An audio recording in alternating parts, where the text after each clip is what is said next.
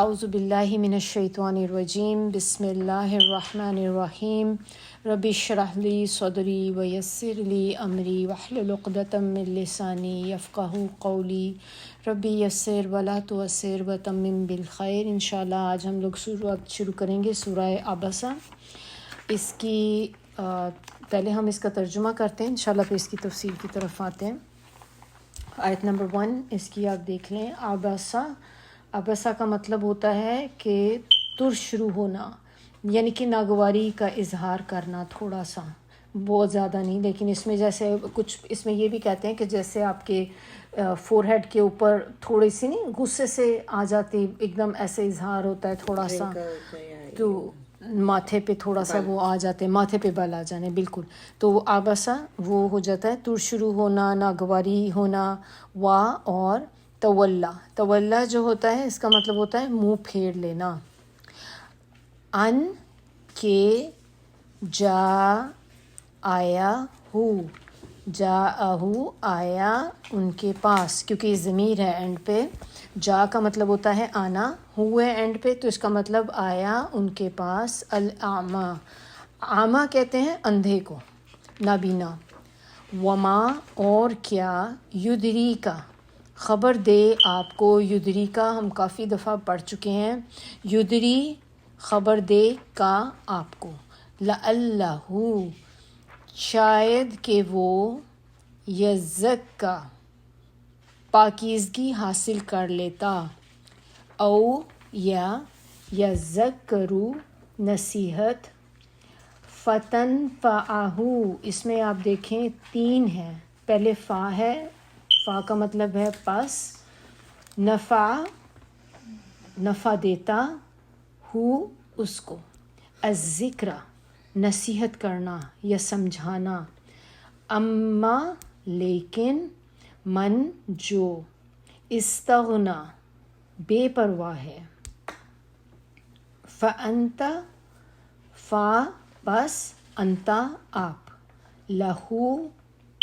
لا ہو، لا ہے لیے، ہو اس کے، تصدع یعنی کہ توجہ کرتے ہیں، وما اور نہیں، علیکا اوپر آپ کے، اللہ یہ کہ، یزکا وہ پاک ہو، وَأَمَّا اور لیکن، من جو، جاءکا یہ ہم نے ابھی اوپر پڑھا ہے، جاءہو اسی طرح یہ جاءکا آیا آپ کے پاس، یسعا یسا سعی سے ہے، سعی کرنا ہمیں پتہ ہے، جب عمرے پہ جاتے ہیں سعی کرتے ہیں تو ہم اس میں چکر لگاتے ہیں نا، تو دوڑتا ہوا آپ کے پاس آیا، یسعا وہ دوڑتا ہوا، وہوا اور وہ، یخشا اور وہ ڈرتا ہے، فانتا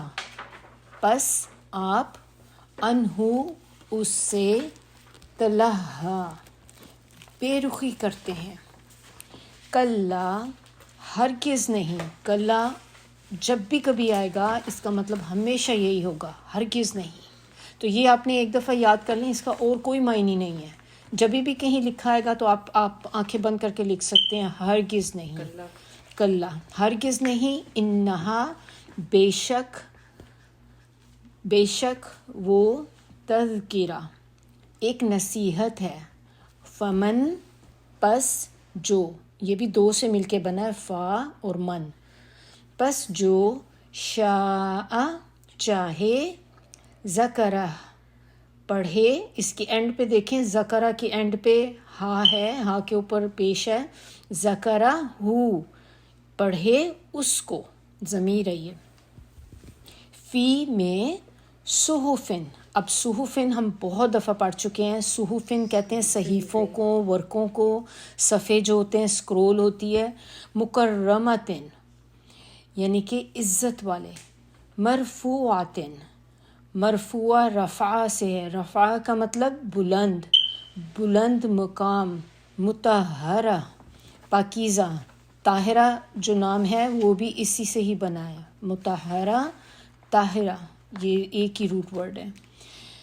بِأَیْدِی ہاتھوں میں، सफ़रतिन लिखने वालों के, किरामिन बुलंद दर्जा बहुत मुअज़्ज़ज़, बररा बररा कहते हैं नेक को, नेकुकार, नेक बंदा या नेक, किसी भी नेक को कहेंगे बररा। कुतिला कुतिला जो है यहाँ पे एक इस तरह से एक वार्निंग के लिए जैसे कहा गया है कि मुहावरे के तौर पे जैसे कहा जाता है कि खुदा की मार हो उस पे। अल इंसानु इंसान पर, माँ कैसा, अकफराहू ना शुक्रा है वो। कफ़रा जो होता है ना, इसको हम तो कुफ़र से ही जानते हैं, लेकिन कफ़रा का एक मतलब नाशुक्रा भी होता है। मिन से, अय्यी किस, शैइन चीज़, खलक़ा हु बनाया उसको, मिन से, नुतफ़तिन बूंद या एक कतरा, खलक़हु पैदा किया उसको, फ़क़द्दरहु फिर एक अंदाज़ा ठहराया उसका या तकदीर मुकर्रर की उसकी। तुम्मा फिर, अस्सबीला सबील होता है रास्ता, सबील वो भी तो यस्सरहु सुम्मा फिर अस्सबीला रास्ता, यस्सरहु आसान कर दिया, हु एंड पे। अब हम सबको ये पता चल जाना चाहिए कि जब भी एंड पे हु आता है तो इसका मतलब होता है उसके लिए। सुम्मा फिर, अमातहु मौत दी, हु उसको। अब आप बस देखते चले जाएं कि देखें कितनी रेपिटिशन है। अब आगे फिर देखें, फ़अकबरा हु, अब इसमें हमें खुद ही पता चल जाएगा कि फ़ा शुरू में है तो इसका मतलब फिर। अकबरा कब्र से है, कब्र में दफन किया, हु उसको। तुम्मा फिर, इज़ा जब, शाआ वो चाहेगा, अंशरा हु, मैं ज़ोर इसलिए इस पे दे रही हूँ हाँ पे ताकि आप लोगों को ये अच्छी तरह याद हो जाए कि जब भी एंड पे हु आएगा ये ज़मीर है और इसका मतलब होगा उसका या वो। दोबारा अंशरहु दोबारा उठा खड़ा करेगा, हु उसको।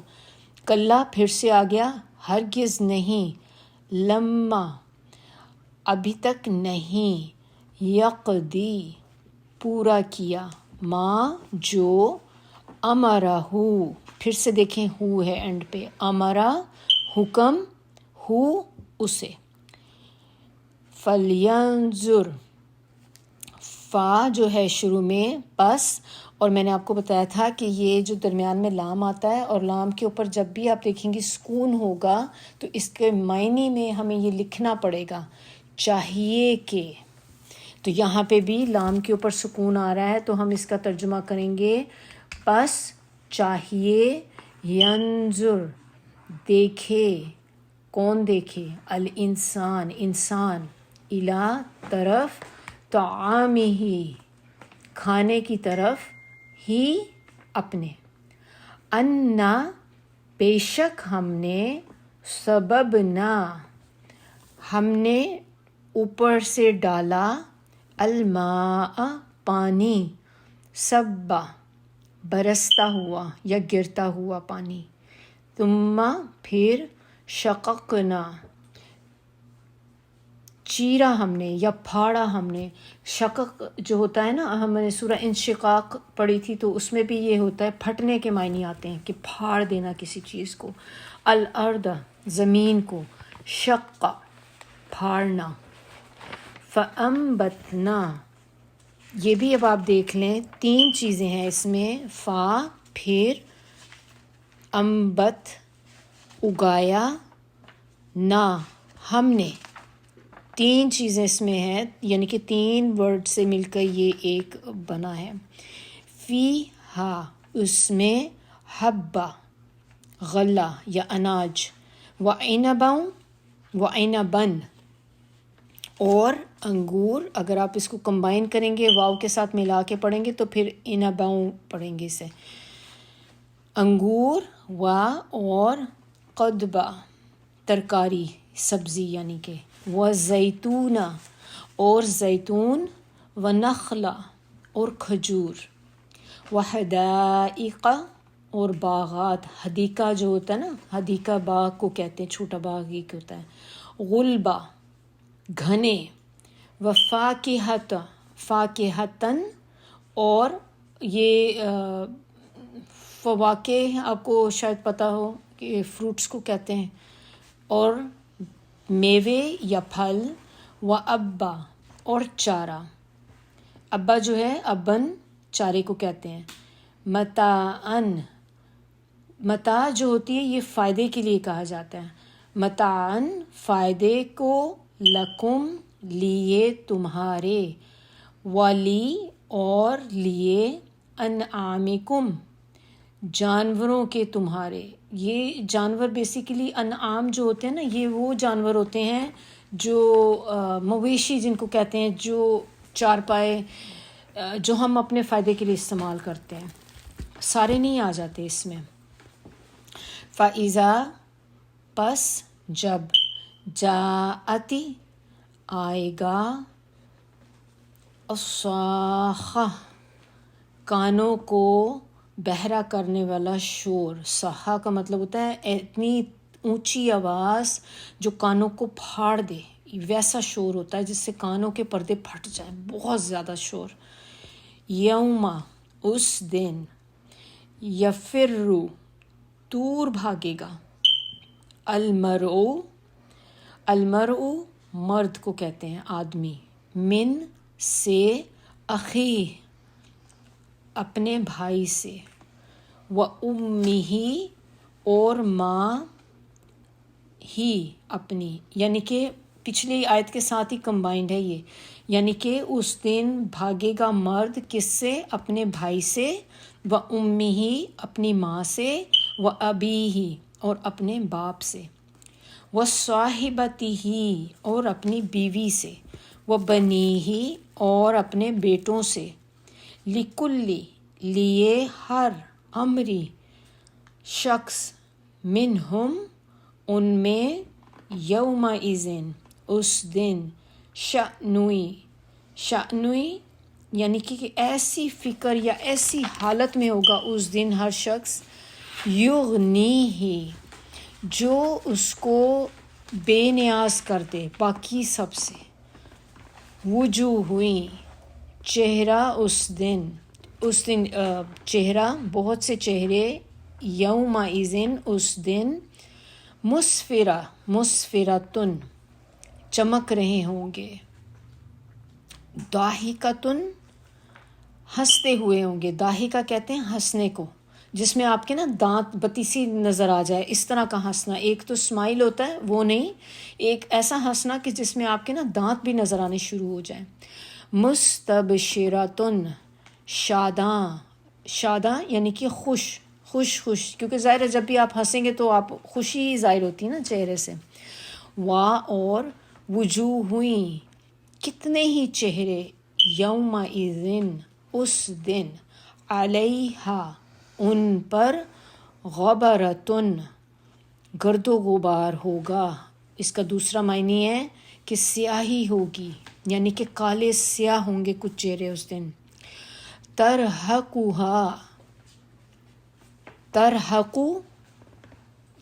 کا مطلب ہوتا ہے چھا جانا، چھا رہی ہوگی، ہاں اینڈ پہ ہے، ان پر، قطرتن سیاہی، اولئک یہی وہ لوگ ہیں، ہمو وہ، الکفرۃ جنہوں نے انکار کیا، یا منکر حق، کافر جو ہوتے ہیں وہ حق کا انکار کرتے ہیں نا، تبھی تو ان کو کفار کہا جاتا ہے۔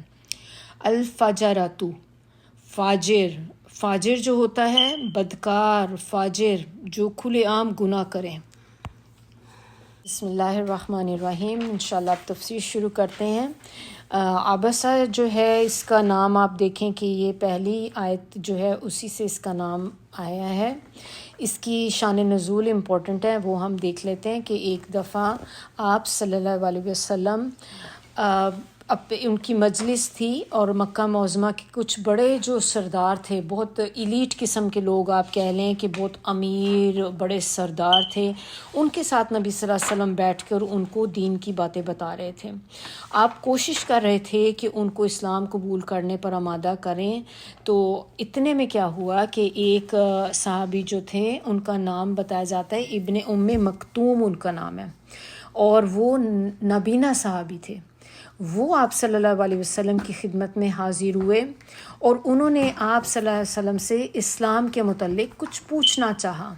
اب اس میں کچھ کہتے ہیں کہ روایت ہیں، جیسے کچھ احادیث سے ہمیں یہ بات پتہ چلتی ہے کہ وہ نبی صلی اللہ علیہ وسلم کے پاس آئے.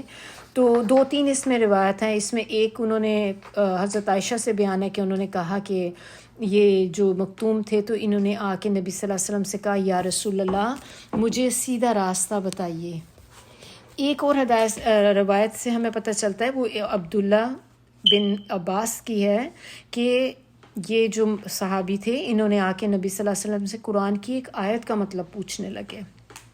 اور ایک تیسری ہمیں اس سے پتہ چلتا ہے کہ ایک اور جگہ پہ یہ بات ہے کہ انہوں نے نبی صلی اللہ علیہ وسلم سے کہا یا رسول اللہ مجھے وہ علم سکھائیے جو اللہ نے آپ کو سکھایا ہے.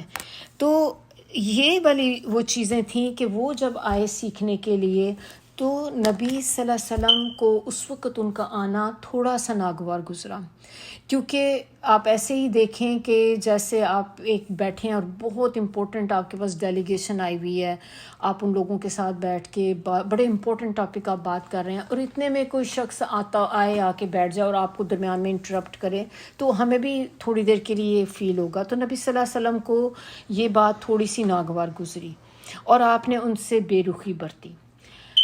اس کے اوپر اللہ تعالیٰ نے یہ سورہ اتار دی. اب اس کے بارے میں صحابہ کرام کچھ اسکالرز یہ کہتے ہیں کہ نبی صلی اللہ علیہ وسلم نے جو ایسا نہیں تھا کہ ہمارے تو ایکسپریشن بہت زیادہ ہوتے ہیں، ہم جب غصہ آتا ہے کچھ ہوتا ہے تو ہم تو باقاعدہ چہرے سے ہمارے اظہار ہو رہا ہوتا ہے. نبی صلی اللہ علیہ وسلم کے چہرے پہ بہت سلائٹ ہلکا سا بس ماتھے پہ تھوڑی سی ان کے جو تھی وہ تھی کہ وہ کوئی نوٹس نہیں کر سکتا تھا. اللہ تعالیٰ نے اس کو نوٹس کر دیا، اور اللہ تعالیٰ نے نوٹس کر کے کسی بندے کو نہیں یہ بات پتہ چلی تھی، اور جن کے ساتھ کی تھی وہ نابینا تھے، ان کو تو کوئی فرق ہی نہیں پڑتا. آپ ان کے ساتھ جیسے مرضی ٹریٹ کریں، آپ کے منہ پہ ایسے بال آئیں، کچھ بھی آپ کی تیوری چڑھے، ان کو نہیں پتہ تھا. لیکن اللہ تعالیٰ نے ان کے لیے پوری یہ سورہ ایک طرح سے کر دی اور نبی صلی اللہ علیہ وسلم کو وارن کیا کہ یہ آپ ایسے نہیں کر سکتے. تو اس کا جو شان نزول تھا اس سورہ کا وہ یہ ہے کہ اللہ تعالیٰ نے اپنے دیکھیں ان صحابی کے لیے بھی کتنا اللہ تعالیٰ نے ان کے لیے خیال کیا ہے. تو اللہ تعالیٰ ہمارے لیے بھی کریں گے. ہر شخص کی اللہ تعالیٰ کرتے ہیں. ہمیں بس یہ دماغ میں ہونی چاہیے چیز کہ اللہ تعالیٰ ہر بندے کا نوٹ کر رہے ہیں. دوسری بات دیکھیں ہمیں کیا پتہ چلتی ہے کہ اللہ تعالیٰ ہم بھی بعض اوقات ہمارے چہرے پہ ناگواری کبھی آئے یا ہمارے دل میں کوئی کسی کے لیے برا خیال آئے تو ہمیں بھی یہ بات پتہ ہونی چاہیے کہ اللہ تعالیٰ مجھے دیکھ رہے ہیں. بے شک ہو سکتا ہے ہم کسی پارٹی میں بیٹھے ہیں تو ہم نے کسی کے آنے کی وجہ سے ہمارے چہرے پہ ایک دم سے کوئی ایسے آثار آئے ہیں، اس بندے نے نہیں دیکھے لیکن اللہ نے دیکھ لیے. تو اگر اللہ تعالیٰ ان کی دیکھ سکتے ہیں تو اس کا مطلب وہ ہماری بھی تو دیکھیں گے نا. تو ہمیں بھی اپنے آپ کو یہ کرنا ہے کہ ہم بھی احتیاط کریں ان چیزوں میں. تو بہت سی باتیں ہیں جو ہمیں اس سے جو ہیں ایسے پتہ چل جاتی ہیں. تو اللہ تعالیٰ جو ہمیں قرآن ایسی تو نصیحت نہیں کہتے نا، جگہ جگہ ہم پڑھ چکے ہیں کہ قرآن کیا ہے، ذکر ہے. قرآن ایک نصیحت ہے، یہ ہم سب کے لیے ایک نصیحت ہے. اب اس کی ہم دیکھتے ہیں پہلی آیت اس کی جو ہے عبسا و تولا. اب اس کا انداز آپ دیکھیں کہ اس میں جو میں آپ لوگوں کو پوائنٹ آؤٹ کرنا چاہوں گی چیز اس میں کہ اللہ تعالیٰ نے یہاں پہ کہیں پہ بھی آپ دیکھیں، اگلی آیت بھی اگر دیکھ لیں، عبس و تولا ان جاءہ الاعمی، اللہ تعالیٰ نے کہیں پہ نبی صلی اللہ علیہ وسلم کا نام نہیں لیا، جبکہ یہ سورہ نبی صلی اللہ علیہ وسلم کو ہی انڈائریکٹلی کہا گیا ہے. یہاں پہ یہ اللہ تعالیٰ کا ایک بہت ایک خوبصورت طریقہ ہے کہ آپ نے اس بندے کو بات بھی بتا دی اور آپ کو کہ یہ اس بندے کا، اب ہم بھی اگر دیکھیں، ہم اتنے سارے لوگ ہم یہاں پہ بیٹھے ہوں اور ہم کسی نے کوئی مسٹیک کرے اور ہم اس کا نام لے کر اس کو پوائنٹ آؤٹ کریں کہ دیکھو تم نے یہ غلطی کی ہے، تو بندہ شرمندگی محسوس کرتا ہے نا. اور وہی بات اگر ہم گروپ میں بیٹھ کر ہم انڈائریکٹلی اس طرح سے کہیں کہ دیکھیں ہم اگر یا کچھ لوگ ایسے کرتے ہیں تو ہمیں یہ چیز نہیں کرنی چاہیے، تو جس نے کیا ہوگا اس کو انڈائریکٹ میسج تو مل جائے گا، لیکن اس کو آپ نے اس کی عزت بھی رکھ لی ہے، سب لوگوں کے سامنے آپ نے کسی کا نام جو ہے نہ لے کر. تو یہ اللہ تعالیٰ نے ہمیں ایک سکھائی بھی ہے یہ چیز کہ ایٹیکیٹس کیا ہوتے ہیں، کہ کبھی بھی آپ کسی کو ڈائریکٹ لوگوں کے سامنے نہ کریں. اور ہمارے نبی صلی اللہ علیہ وسلم کا طریقہ بھی یہی تھا کہ جب اگر انہوں نے کسی کی اصلاح کرنی ہوتی تھی وہ اس کو اکیلے میں کیا کرتے تھے، کبھی بھی گروپ میں بیٹھ کے کسی کے سامنے دوسرے کی اصلاح نہیں کرتے تھے. اب یہاں پہ یہ بات اللہ تعالیٰ کی ہمیں جو ہے نا یہ بہت امپورٹنٹ ہے کہ انہوں نے نبی صلی اللہ علیہ وسلم کو انڈائریکٹلی دیکھیں کیا ہے. اب بات تو خود بخود ہی ظاہر ہو جاتی ہے کہ ترش روئی اور یا یہ بے رخی جو ہوئی تھی نبی صلی اللہ علیہ وسلم کی طرف سے ہوئی تھی، تو ان کو تو یہ بات پتہ چل گئی کہ میں نے کیا، اللہ تعالیٰ نے میرے لیے یہ مجھ سے ہی بات کی جا رہی ہے. لیکن کلام کی ابتدا اس طرح کی گئی کہ گویا یہ آپ صلی اللہ علیہ وسلم سے نہیں بلکہ کسی اور شخص سے ہوئی ہے جس نے یعنی کہ یہ چیز کی ہے. اس طریقے یا اس طرز بیان سے ایک آپ یہ دیکھیں نبی صلی اللہ علیہ وسلم کو احساس دلایا گیا ہے کہ یہ ایک ایسا کام تھا جو آپ صلی اللہ علیہ وسلم کے شایان شان نہیں تھا، یہ ان کے کرنے والا کام نہیں تھا. آپ کے اخلاق عالیہ کو جاننے والا اسے دیکھتا تو یہ خیال کرتا کہ شاید آپ نہیں ہیں، کیونکہ نبی صلی اللہ علیہ وسلم کا اخلاق تو ہمیں پتہ ہے کہ بہترین اخلاق تھا ان کا. تو اللہ تعالیٰ نے نبی کی اپنی اسی وقت اصلاح کرنے کے لیے ان کو ذرا سی ان سے مسٹیک ہوئی فوری پوائنٹ آؤٹ کر دیا کہ دیکھیں نبی آپ صلی اللہ علیہ وسلم آپ جس مقام پر آپ ہیں آپ کو یہ باتیں زیب نہیں دیتی کہ آپ اس طرح کا رویہ رکھیں. دوسری بات اس میں کیا تھی کہ ایک تو یہ کہ اللہ نے ان کو اپنا رسول چنا ہے، دوسری بات یہ دیکھیں کہ رسولوں کا کام کیا ہوتا ہے. رسول جو ہوتے ہیں داعی ہوتے ہیں، ان کا کام ہوتا ہے دین کو آگے پھیلانا. اگر ایک داعی جو ہے وہ اس طرح کی حرکتیں کرنے شروع کر دے کہ کسی کو دیکھ کے وہ بہت خوش ہو جائے اور کسی کو دیکھ کے ناگواری کا اظہار کرے، تو آپ کے پاس لوگ آنا چھوڑ دیں گے. لوگ کہیں گے کہ یہ تو باعث ہے بندہ، ہم تو نہیں جاتے اس کے پاس. آپ کے لیے سارے ایکول ہونے چاہیے. اور اللہ تعالیٰ نے اسی وقت ان کو پوائنٹ آؤٹ کر کے بتا دیا کہ یہ آپ کے لائق چیز نہیں ہے.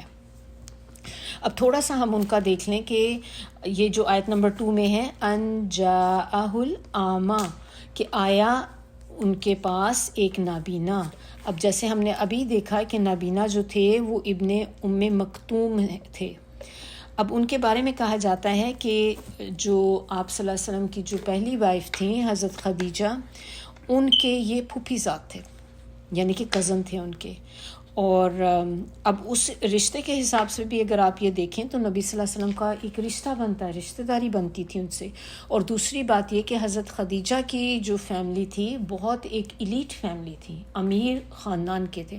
تو ایسا نہیں تھا کہ یہ جو ابن مکتوم جو تھے، ام مکتوم، کہ یہ ایک آپ کہہ لیں غریب غربا میں سے تھے جن کی کوئی ویلیو ہی نہیں تھی. He had a very good status. تو اب نبی صلی اللہ علیہ وسلم نے اگر ان کے ساتھ اس طرح کا رویہ اس وقت رکھا تھا تو اس وجہ سے نہیں رکھا تھا کہ یہ نابینا ہے، یا ان کا مقصد ایک یہ نہیں تھا کہ یہ شاید کوئی غریب ہیں اور میرے پاس اس وقت مکہ کے بڑے امیر لوگ بیٹھے ہیں تو میں یہ غریب کر کے اس کو پیچھے چھوڑ دوں. بلکہ اس کی وجہ جو اصل وجہ تھی کہ جس کی وجہ سے آپ صلی اللہ علیہ وسلم نے ایسا رویہ کیا تھا، اس سے وہ یہ تھی کہ نبی صلی اللہ علیہ وسلم کا خیال تھا کہ جو مکہ کے ایلیٹ لوگ ہیں نا، کیونکہ اس زمانے میں مینلی سردار جو ہوتے تھے وہ کرتے دھرتے تھے. اگر سردار کوئی کام کر لیتا تھا تو ان کے جو سردار کے جو نیچے پوری ان کی قوم ہوتی تھی فالو کرتی تھی. تو آپ صلی اللہ علیہ وسلم کو اس وقت تھوڑا سا یہ لالچ تھا کہ اگر میں ان کو تبلیغ کروں اور یہ بڑے بڑے سردار اگر ان میں سے کوئی بھی اسلام لے آئے تو اس کا مطلب پھر ان کی قوم کو مجھے کہنے کی ضرورت نہیں پڑے گی، وہ آٹومیٹکلی سردار کے دین پر چلے جائیں گے. بس اتنا سا تھوڑا سا نبی صلی اللہ علیہ وسلم کو جو تھا نا اس میں یہ تھا. اور اس وقت ان کو ایک یہ بھی تھی کہ جیسے تھوڑا سا ان کے دماغ میں یہ بھی بات آ رہی تھی کہ یہ امیر ہیں، ایلیٹ ہیں اور یہ سردار ہیں، یہ بن گئے اگر مسلم ہو گئے تو آگے ان کے ساتھ پوری قوم ان کی ہو جائے گی. جبکہ جو مکتوم تھے وہ نابینا تھے، تو اس میں تھوڑا سا نبی صلی اللہ علیہ وسلم کو جیسے کہ یہ بھی ایک تھا کہ یہ تو نابینا ہے، مطلب یہ دین کے لیے اتنا زیادہ فائدہ مند ثابت نہیں ہوں گے جتنا کہ ایک بڑے ایلیٹ سردار ہو سکتے ہیں. اور بس یہ ایک تھوڑا سا تھا، ادروائز نبی صلی اللہ علیہ وسلم کے دل میں کوئی ایسی بات ان کے اگینسٹ نہیں تھی. اور ان کو تھوڑی سی بس ان کی مداخلت اس ٹائم پر جو تھی وہ ناگوار تھوڑی سی گزری تھی. تو اللہ تعالیٰ نے ان کو اسی وقت اس چیز کا بھی بتا دیا کہ آپ ایسے نہیں کر سکتے. اب آگے اللہ تعالیٰ نے یہ بھی بتا دیا کہ کیوں نہیں آپ ایسے کر سکتے. آگے آیت نمبر 3 میں دیکھیں کہ کیا بات آپ کو بتائے. ہم یہاں پہ نا 3 سے 10 آیات جو ہیں ان کو نا اکٹھا ہی لے کر چلتے ہیں، کیونکہ اس میں جو ہے یہ سارا ایک ہی تقریباً ٹاپک ہے، ملتا ہوا ٹاپک ہے، تو ہم ایک ساتھ ہی اس کو کر لیتے ہیں. پہلی اس میں آپ دیکھیں کہ ترجمہ ہی ہم خالی پڑھتے ہیں کہ آیت نمبر 3 کا کہ تمہیں کیا خبر کہ شاید وہ سدھر جائے یا نصیحت یا دھیان دے. تو اس میں ہے کہ شاید وہ نصیحت دے، دھیان دے، اور اس کا نصیحت کرنا جو ہے وہ آپ کے لیے فائدہ مند ہو. اور جو شخص آپ سے بے پرواہی برتتا ہے تو اس کی طرف آپ توجہ دیتے ہیں. نا ایک چیز آپ یہ دیکھ لیں، یہ میں بتانا چاہ رہی تھی، مجھے ذہن میں نہیں رہا شروع میں، کہ شروع کی جو آیات نمبر 1 سے 16 تک ہے نا، یہ والی آیات میں آپ صلی اللہ علیہ وسلم سے خطاب کیا جا رہا ہے، یعنی کہ وہ ڈائریکٹ ان کو بتائی جا رہی ہیں 1 سے 16 تک. اس کے بعد میں جو 17 سے اینڈ تک کی آیات ہیں وہ اللہ تعالیٰ کفار سے مخاطب ہیں. تو اب ہم جب 16 تک ہم پڑھیں گے نا تو وہ 1 سے 16 اور اس کے بعد 17 سے آخر تک وہ کفار کے ساتھ اللہ تعالیٰ ان سے پھر بات کر رہے ہیں. اچھا، اب ہم اس میں یہ بات کر رہے تھے کہ جو شخص بے پرواہی برتتا ہے آپ اس کی طرف توجہ دیتے ہیں، حالانکہ اگر وہ نہ سدھرے تو تم پہ اس کی کیا ذمہ داری ہے. اور جو شخص خود آپ کے پاس دوڑتا ہوا آتا ہے وہ ڈرتا بھی ہے، یخشا یعنی کہ اللہ کا خوف جس کے اندر ہو، وہ اللہ سے ڈرتا بھی ہے اور اس سے آپ بے رخی برتتے ہیں. یہاں تک ہماری 10 آیات کا ہو گیا. اب اس کی ہم اکٹھی ایک ساتھ ہم دیکھتے ہیں. تو بیسکلی یہ ان آیات میں اللہ تعالیٰ نے جو ایک بڑا امپورٹنٹ پوائنٹ نبی صلی اللہ علیہ وسلم کو بتانے کی کوشش کی یا بتایا ہے، وہ یہ ہے کہ آپ صلی اللہ علیہ وسلم نے تبلیغ کے معاملے میں اس موقع پہ نظر انداز کر دیا تھا جس کو، تو اللہ تعالیٰ نے وہی بات سمجھانے کے لیے کہا کہ دیکھیں آپ ایک دائی ہیں، اور دائی جو ہوتا ہے نا، دائی کی نگاہ میں اصل اہمیت کس چیز کی ہونی چاہیے اور کس کی نہیں ہونی چاہیے. اللہ تعالیٰ نے یہ بات پوائنٹ آؤٹ کی ہے کہ آپ ایز اے دائی کا مطلب ہوتا ہے کہ جو اللہ کا پیغام کو آگے پہنچائیں، آگے لے کر تبلیغ کرنے والے جو لوگ ہوتے ہیں نا، تو ان کا کام یہاں پہ بتایا گیا کہ آپ کے لیے کیا چیز امپورٹنٹ ہونی چاہیے. اب اس میں اللہ تعالیٰ کہتے ہیں کہ ایک تو وہ شخص ہے کہ جس کی حالت، ظاہری حالت جو ہے وہ ہمیں صاف صاف بتا رہی ہے کہ وہ طالب حق ہے، یعنی کہ وہ دل سے اس اللہ کے جو دین کو سیکھنا چاہ رہا ہے، اور وہ اس بات سے ڈرتا بھی ہے کہ کہیں ایسا نہ ہو کہ لا علمی میں یا جاہلیت کی وجہ سے اس سے کوئی ایسا کام سرزد ہو جائے جس سے اللہ کا غضب نازل ہو.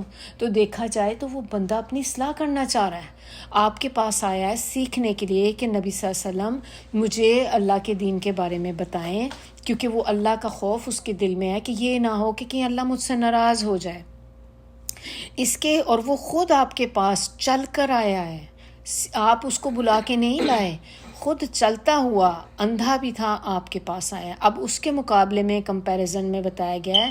اور ایک وہ شخص ہے کہ جس کا رویہ یہ ظاہر کر رہا ہے کہ اس میں حق کی کوئی طلب نہیں ہے، یعنی کہ یہ وہ ان ایلیٹ کلاس کی بات ہو رہی ہے کفار کی، جن کے ساتھ نبی صلی اللہ علیہ وسلم بیٹھ کر ان کو دین کی باتیں بتانے کی کوشش کر رہے تھے.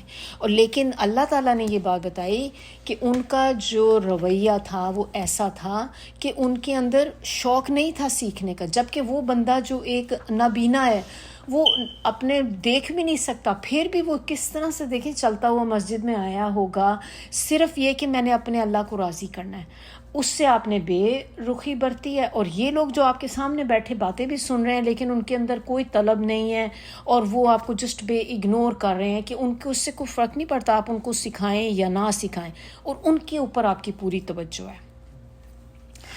اب ان دونوں قسم کے آدمیوں کے درمیان دیکھنے کی چیز یہ نہیں ہے کہ کون ایمان لے آئے تو دین کے لیے فائدہ مند ہوگا اور کس کا ایمان لانا دین کے لیے فائدہ مند نہیں ہے، بلکہ انسان کو دیکھنا یہ چاہیے کہ کون ہدایت کو قبول کر کے اپنی اصلاح کرتا ہے. یہ امپورٹنٹ ہے جو ہمیں پوائنٹ یہاں پہ بتانے کی کوشش کی گئی ہے کہ آپ کا کام، یعنی کہ ہم ہر اس بندے کا جو دین یا اسلام کو ایکسیپٹ کرتے ہیں، ہمارا کام جو ہے نا وہ یہ نہیں ہے صرف کہ ہم دین کو ہم نے کلمہ پڑھ لیا، بلکہ اس کے بعد ہماری اصلاح ہے کہ ہم اپنے آپ کو چینج کریں اللہ تعالیٰ کی بتائی ہوئی چیزوں کے مطابق.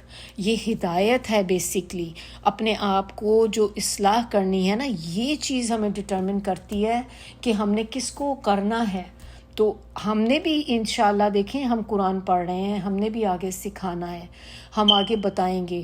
ہمارے پاس بھی کبھی ہو سکتا ہے کہ کوئی شخص، کوئی عورت، کوئی آئے، کوئی لڑکی ایسی آئے ہم سے وہ سیکھنا چاہے اور ہمیں ہو کہ اس کو کیا فائدہ پڑھانے، اس کو بتانے کا میرا نہیں خیال کوئی فائدہ ہوگا، وہ بیٹھی ہیں وہ ان کو زیادہ ہمیں فائدہ ہے کہ یہ زیادہ فائدہ مند ہوں گی.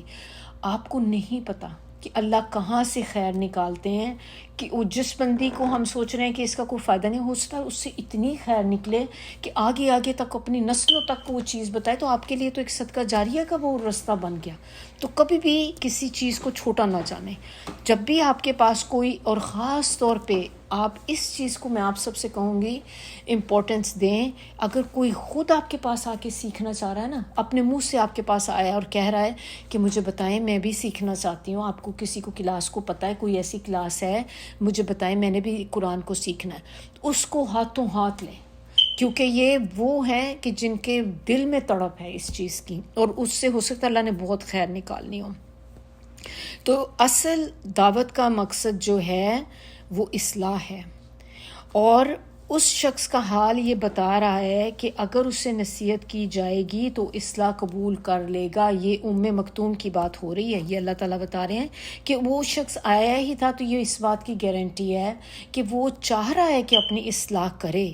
اور دوسری طرف وہ آدمی خواہ معاشرے کا کتنا ہی بااثر بندہ کیوں نہ ہو، اس کے پیچھے پڑنے کی دائی کو کوئی ضرورت نہیں ہے. یہ نبی صلی اللہ علیہ وسلم کو بتایا جا رہا ہے کہ آپ نے کرنا کیا ہے، کیونکہ اس کا رویہ ہی یہ بتا رہا ہے کہ وہ سدھرنا ہی نہیں چاہ رہا. تو پھر اس کے اوپر آپ اگر اپنی اصلاح کرنے کی کوشش میں ٹائم جو صرف کریں گے تو وہ آپ کا صرف ایک ٹائم ویسٹ ہوگا، اس کا آپ کو کوئی فائدہ نہیں ہوگا، اس کا آپ کو ہی نقصان ہوگا، کیونکہ اسی ٹائم میں آپ کچھ اور کر سکتے تھے اپنی اصلاح کے لیے، کسی کی اصلاح کے لیے کر سکتے تھے.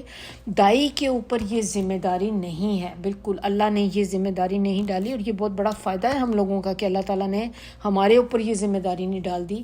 ورنہ آپ دیکھیں کہ ایون ہمارے بھی سامنے کئی لوگ ایسے ہیں جن کو ہم بار بار بلاتے ہیں، نہیں آتے. اگر یہ ذمہ داری بھی ہم پہ پڑ جاتی کہ ہم نے ان کو کھینچ کے لانا ہی ہے، آپ کیسے لے کے آ سکتے ہیں؟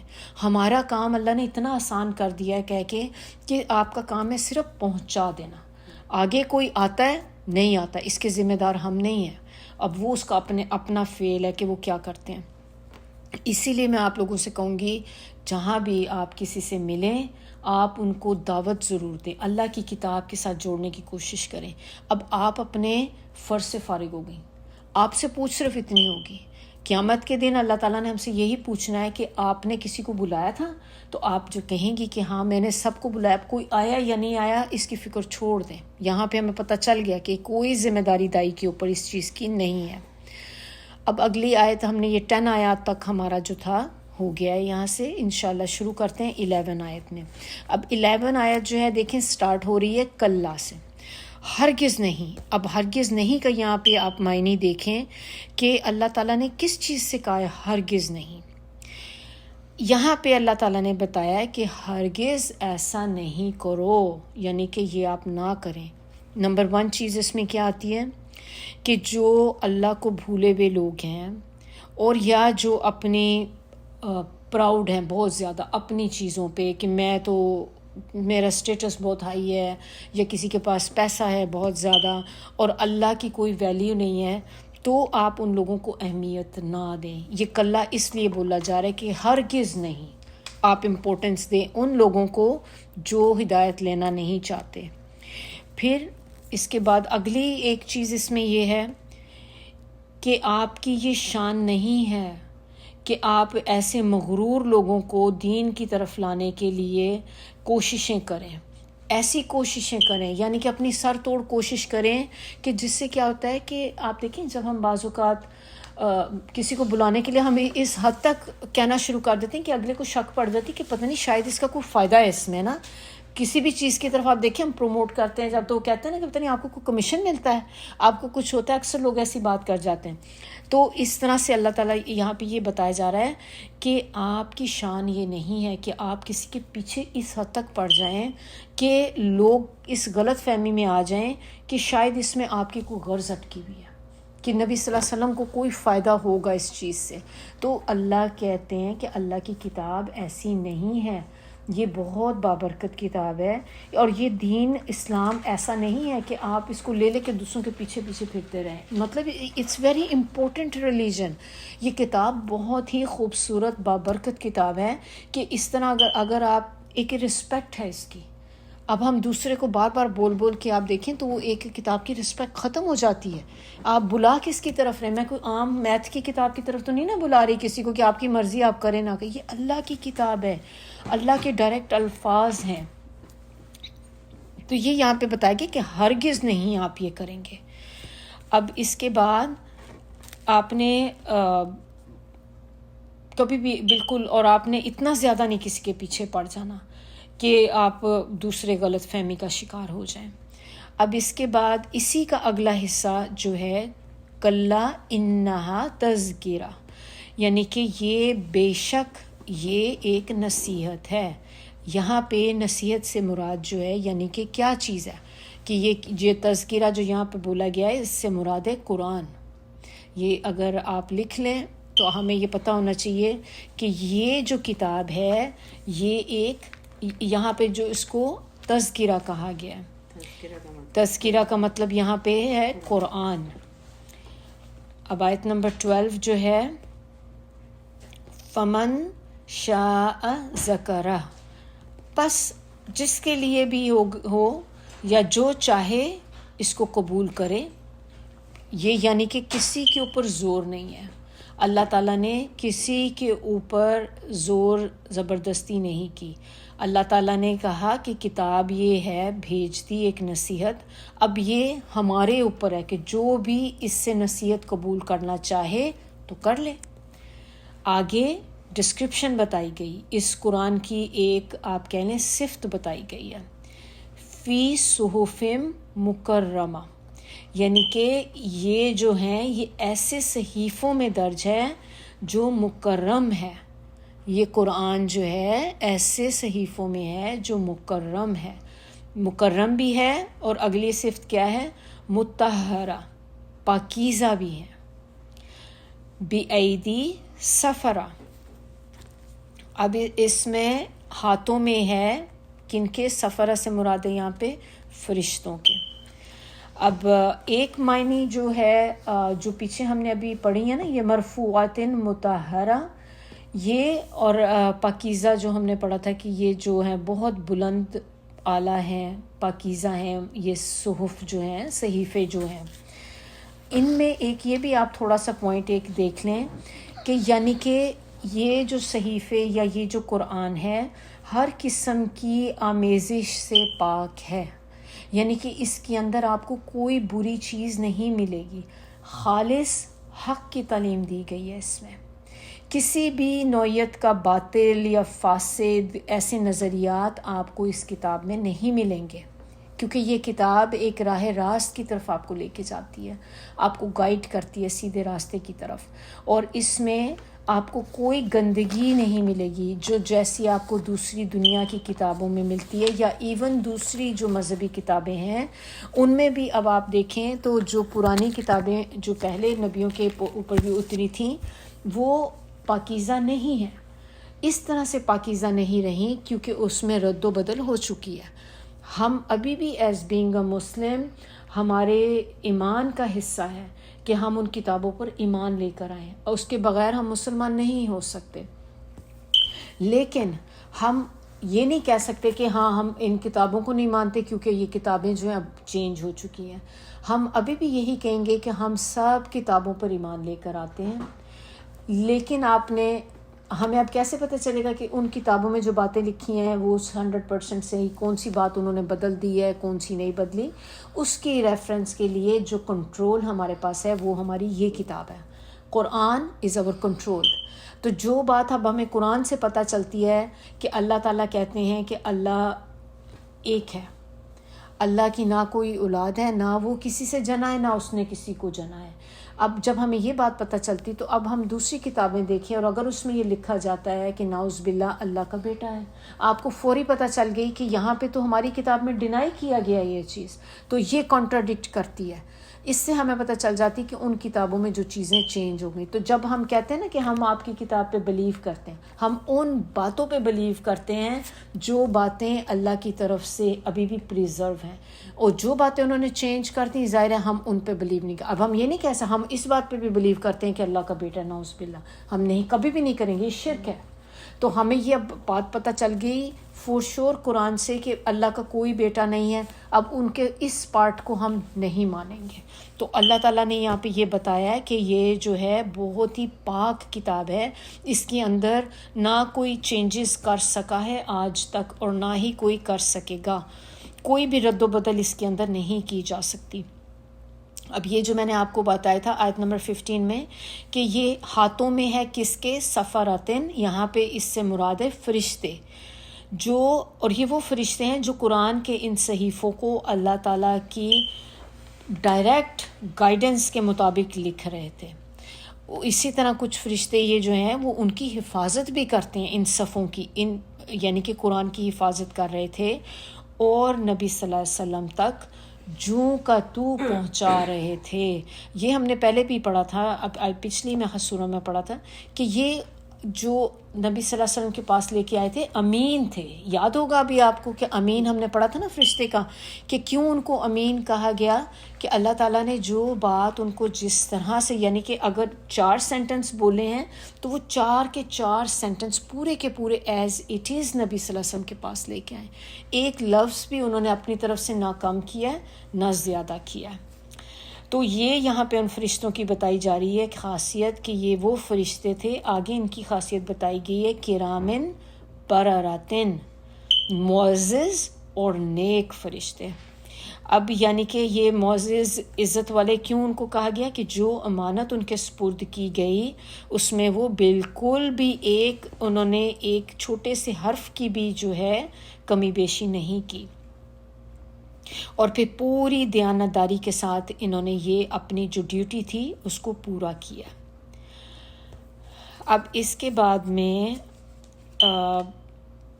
یہ آپ دیکھ لیں کہ جو اگلی اس میں ہے، ہم نے کیا آپ کو میں نے شروع میں بتایا تھا 16 آیت تک. اب یہ ہماری 16 آیت یہاں پہ ختم ہوتی ہے. 16 آیت تک جو بات کی جا رہی ہے یہ نبی صلی اللہ علیہ وسلم سے کی جا رہی ہے. اب ہم شروع کرنے لگے ہیں آیت نمبر 17. آیت نمبر 17 سے لے کر آخر اس سورہ تک یہ اب جو مخاطب ہیں وہ ہیں مشرکین مکہ. اللہ تعالیٰ نے سٹارٹ ہی کس چیز سے کیا ہے؟ قتیلا. یہ ایک عربک کا ورڈ اس طرح سے اس کا معنی ہے کہ جیسے کہا جاتا ہے نا کہ لعنت ہو. لعنت ہو کس پر؟ انسان پر. ما اکفرا، یعنی کہ کیسا منکر حق ہے، کیسا انکار کرنے والا ہے. اب آپ ہم نے آیت کی شروع میں جو میں نے آپ کو سورہ کے شروع میں بتایا تھا کہ ایک انداز و مخاطب آپ دیکھیں، اسی طرح کا یہاں پہ بھی بتایا گیا ہے کہ اللہ تعالیٰ نے کہا گیا قتل الانسان. اللہ تعالیٰ نے یہ نہیں کہا قتل الکفار. دیکھ رہے ہیں نا آپ لوگ، اللہ تعالیٰ نے کتنی ایک براڈ ٹرم یوز کی ہے تاکہ کسی کی دل شکنی نہ ہو، کسی کو آپ نے پوائنٹ آؤٹ نہیں کیا. میسج بھی مل گیا ہر کو، جنہوں نے جو کر رہے ہیں، جو انکار کر رہے ہیں، انہیں خود ہی میسج مل جائے گا کہ ہاں ہم انکار کر رہے ہیں. تو اللہ تعالیٰ نے یہاں پر یہ انسان کہہ کر ایک جنرل ٹرم یوز کر دی تاکہ کسی ایک چیز آپ لوگوں کے گروپ جو ہے اس کو علیحدہ سے آپ نہ کر دیں. تو یہ ہمارے لیے بھی ساتھ ساتھ دیکھیں اصلاح ہے یہ ہماری بھی کہ ہم نے قرآن کی ایک ایک آیت پر عمل کرنا ہے. جو چیز پڑھتے جا رہے ہیں اس سے سیکھیں کہ اللہ تعالیٰ انڈائریکٹلی ہم سب کو بھی یہ بتا رہے ہیں کہ ہمارا بھی ایٹیٹیوڈ ایسا ہی ہونا چاہیے کہ ایک جنرلائز طور پہ آپ اصلاح کریں، کسی بھی بندے کو پوائنٹ آؤٹ کر کے نہ کریں. اب آپ دیکھیں کہ آگے اللہ تعالیٰ نے کیا کہا. پہلے تو اس کو کہا کہ لعنت ہو انسان پہ. کیوں؟ کہ اللہ تعالیٰ کہہ رہے ہیں کہ کیسا ناشکر ہے. حیرانگی کا کہ ایک ہوتی ہے ایسی چیز کہ جس میں انسان کہتے ہیں کہ تمہیں سمجھ نہیں آتی کہ ہاؤ کچھ ڈو دیٹ. کیسے آپ ناشکری کر سکتے ہیں؟ اور کس چیز کی ناشکری یہاں پہ آپ دیکھیں، حق کی. حق کو نہیں مانتے، حق کے اوپر کرتے ہیں نا، اس سے انکاری ہوئے ہیں. تو کیا چیز ہے کہ جس نے آپ کو انکار کرنے پر آمادہ کیا؟ یعنی کہ آپ کس بلبوتے پہ کفر کرتے ہیں. یہاں اس میں آپ تھوڑا سا یہ بھی دیکھ لیں کہ اکفرہ جو ہے یعنی کہ کفر کرنے سے مراد جو ہے اس جگہ پہ نمبر 1 کیا ہے؟ حق کا انکار کرنا. آپ کے سامنے حق آ گیا پھر بھی آپ اس کو انکار کر رہے ہیں. نمبر 2 اس میں چیز آتی ہے کہ اپنے محسن کے احسانات کی ناشکری کرنا. ہمارے ساتھ کوئی احسان کرے اور ہم اس کو مانے بھی نہ، یہ بھی اس کے اندر آ جاتا ہے. نمبر 3 اس میں کیا ہے؟ اپنے خالق و رازق اور مالک کے مقابلے میں آپ سرکشی کریں. یعنی کہ آپ کو پتہ ہے کہ ہمیں ہر چیز دینے والی اللہ کی ذات ہے، لیکن ہم سرکش ہو جائیں، باغی ہو جائیں. یہ 3 چیزیں کفر جو ہے اس میں آ جاتی ہیں یہاں پہ. اب آگے اللہ تعالیٰ نے جھنجھوڑا ہے انسان کو. آیت نمبر 18 میں اللہ تعالیٰ کہتے ہیں تم پہلے اپنے آپ کی طرف دیکھو، تمہاری تخلیق ہوئی کیسے ہے، تم پیدا کس چیز سے ہوئے ہو. پچھلی آیت میں ہمیں بتایا نا کہ تم کیسے ناشکری کرتے ہو. اگلی میں اللہ نے بتایا کہ ابھی جیسے میں نے جیسے آپ کو کہا تھا کہ کس بلبوتے پہ ناشکری تم کرتے ہو. پہلے تم یہ تو دیکھو تم پیدا کیسے ہوئے ہو.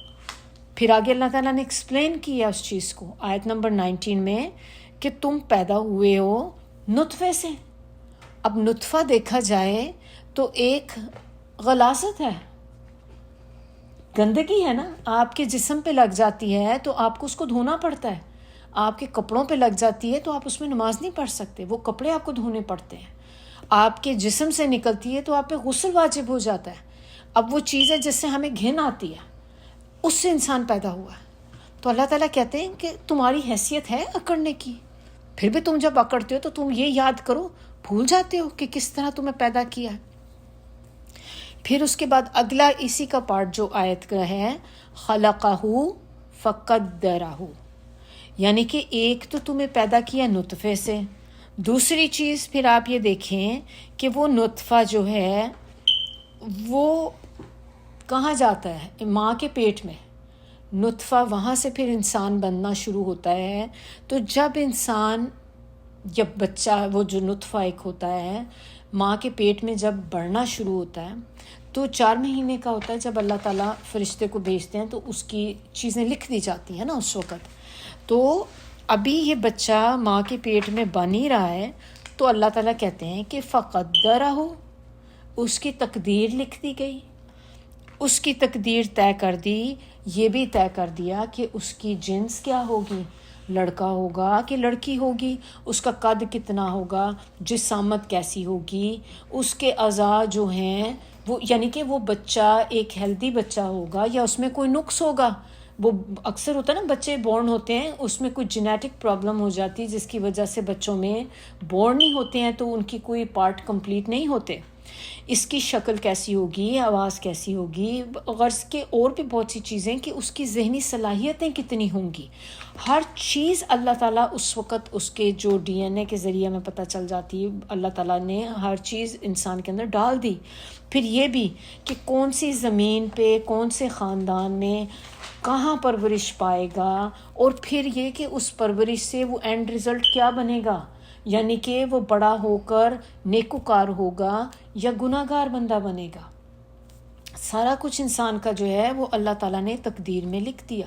اور پھر یہ کہ وہ اس دنیا میں کتنی دیر کے لیے آئے گا، یعنی کہ ہماری جو عمر ہے، ہم سب کو پتہ ہے کہ ہمارا وقت مقرر ہے، ایک ہمیں الاٹ کر دیا گیا ٹائم کہ اتنی دیر کے لیے ہم اس دنیا میں آئیں گے، جیسے وہ وقت پورا ہوگا اس وقت ہم یہاں سے چلے جائیں گے. یہ سارا کچھ بتا کر کہ جب اللہ تعالیٰ نے کہا ہے کہ اس کی تقدیر لکھ دی گئی، یعنی کہ اللہ تعالیٰ نے اب کہا کہ یہ اتنی ساری چیزیں جب ماں کے پیٹ میں بچے کی لکھ دی جاتی ہیں تو اس سے انسان کو کیا بات میسج ملتا ہے کہ تمہارے اختیار میں کیا ہے. سوچنے کی بات ہے نا.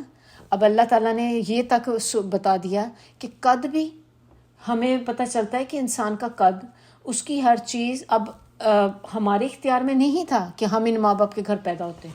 ہم سے پوچھا گیا تھا، ہمارا کوئی کنٹریبیوشن نہیں ہے. اکثر ہوتا ہے بچے کبھی بول بھی دیتے ہیں، وہ دیکھیں اس کی ماما کتنی اچھی ہیں، فلاں کی ماں یہ کرتی ہے. اکثر بچے آپ دیکھتے ہیں تو اس میں یہ ہوتا ہے کہ نہ بچوں کے کنٹرول میں نہ ہمارے میں. اب اسی طرح ہمارے کنٹرول میں نہیں ہے کہ ہم نے یہ اولاد مانگ کے لی تھی. اب ہمارے بس میں بھی ہو تو ہم بھی بیسٹ بچے کہیں جس کے دیکھیں ہاں یہ اس کو میں لے لوں، میں اس کو کر لوں. ایسا نہیں ہوتا. اللہ تعالیٰ نے ہر چیز پری پلانڈ ہے. اللہ کو بہتر پتہ ہے کہ کون سے بچے کس ماں باپ کے گھر جائیں گے، اور وہی ان کے لیے بہتر ہے. وہ ماں باپ ان کے لیے بہتر ہیں، ان ماں باپ کے لیے وہ اولاد بہتر ہے. اللہ تعالیٰ ہر چیز اللہ تعالیٰ کی جو ہے نا پلاننگ کے ساتھ ہے، کوئی چیز بغیر پلاننگ کے نہیں ہے. تو اللہ تعالیٰ نے بیک ٹو وہی والی آیت ما اکفرا، یعنی کہ کیسے تم ناشکری کرتے ہو. تم یہ پیٹ میں حال دیکھو، پہلے تم پیدائش دیکھو، پھر تم اپنی یہ دیکھو کہ تمہاری ایک ایک چیز میں نے ڈیسائیڈ کیا کہ تم کتنے لمبے ہوگے، تمہارے جسم میں طاقت کیسی ہوگی، تم نارمل بچہ پیدا ہوگا یا ایک بچہ معذور پیدا ہوگا، اندھا پیدا ہوگا یا بہرا پیدا ہوگا، اور آگے تم یہ کہ تم عیسائی ہوگے یا مسلم ہوگے، کیا ہوگے. اس سے بتایا کیا جا رہا ہے کہ انسان اپنی تقدیر سے ایک بال برابر بھی ہٹ نہیں سکتا. ذرہ برابر آپ اپنی تقدیر میں چینج نہیں لے کے آ سکتے. جو چیز آپ کی لکھ دی گئی وہ لکھی گئی. تو پھر کیسی عجیب ہے اس کی یہ جرت. یہ وہی جرت ہے ما اکفرا والی جرت آیت نمبر 17 میں، کہ کیسے جرت ہے انسان کی کہ جس خالق کی بنائی ہوئی تقدیر کے آگے وہ اتنا بے بس ہے، پھر اس کے مقابلے میں پھر اس کی ناشکری کیا جاتا ہے. تو یہ اللہ تعالیٰ یہ بندے کو جھنجھوڑ رہے ہیں کہ تم یہ دیکھو تمہاری طاقت کیا ہے، ہاتھ میں کیا ہے، تمہارے ہاتھ میں تو کچھ بھی نہیں ہے، ذرہ برابر بھی چیز نہیں ہے. تمہیں تو سوچنا چاہیے اللہ کے آگے ناشکری کرتے ہوئے کہ میں کس بس پہ بل بوتے پہ کر رہا ہوں. اب اس کے بعد اگلی آپ یہ والی آیت دیکھیں، آیت نمبر 20 میں، کہ راستہ انسان اللہ تعالیٰ نے خلقہ فقدرہ، خالی پیدا ہی نہیں کیا اور یا خالی تقدیر لکھ کے اس کو چھوڑ نہیں دیا. آیت نمبر 20 میں بتا رہے ہیں آپ کے لیے راستے بھی آسان کیے ہیں اس دنیا میں رہنے کے. ایسے ہی نہیں ہے کہ بس آپ کو ہر چیز آپ کی قسمت میں ڈال دی پھر آپ کو پھینک دیا، اب آپ جو مرضی آپ جانیں، آپ کا کام جانیں. ایسے اللہ تعالیٰ نے نہیں کیا. اللہ تعالیٰ نے آپ کو تمام اسباب اور وسائل فراہم کیے جن کے لیے یہ کام لے سکیں، یعنی کہ آپ کو ہر وہ چیز پرووائڈ کر دی ہے اس دنیا میں جس کے ذریعے آپ اپنا ٹائم سپینڈ کر سکیں جتنا اللہ نے آپ کو الاٹ کیا ہے. یعنی کہ اللہ تعالیٰ نے آپ کو دیکھیں ایک ذہن دے دیا، آپ کو قوتیں دے دی جن سے آپ اپنا بہترین عمل کر سکتے ہیں ارن کرنے کے لیے۔ دیکھیں اللہ تعالیٰ نے ہمیں عقل دماغ دیا ہے، اگر ہمارے جسم میں طاقت ہی نہ ہو تو بندہ باہر جا کے کام بھی نہیں کر سکتا کوئی۔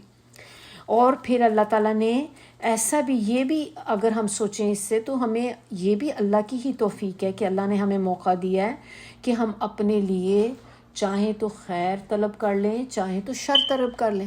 اللہ تعالیٰ نے کسی کو زبردستی نہیں کی، اللہ تعالیٰ نے کسی کے لیے زبردستی کہیں پہ بھی نہیں کی۔ اللہ نے دونوں راستے آپ کے سامنے کھول کے رکھ دیے ہیں اور اللہ تعالیٰ نے دونوں راستے ہموار کر دیے ہیں۔ اب یہ آپ کی چوائس ہے کہ آپ کون سے راستے پہ چلنا چاہتے ہیں۔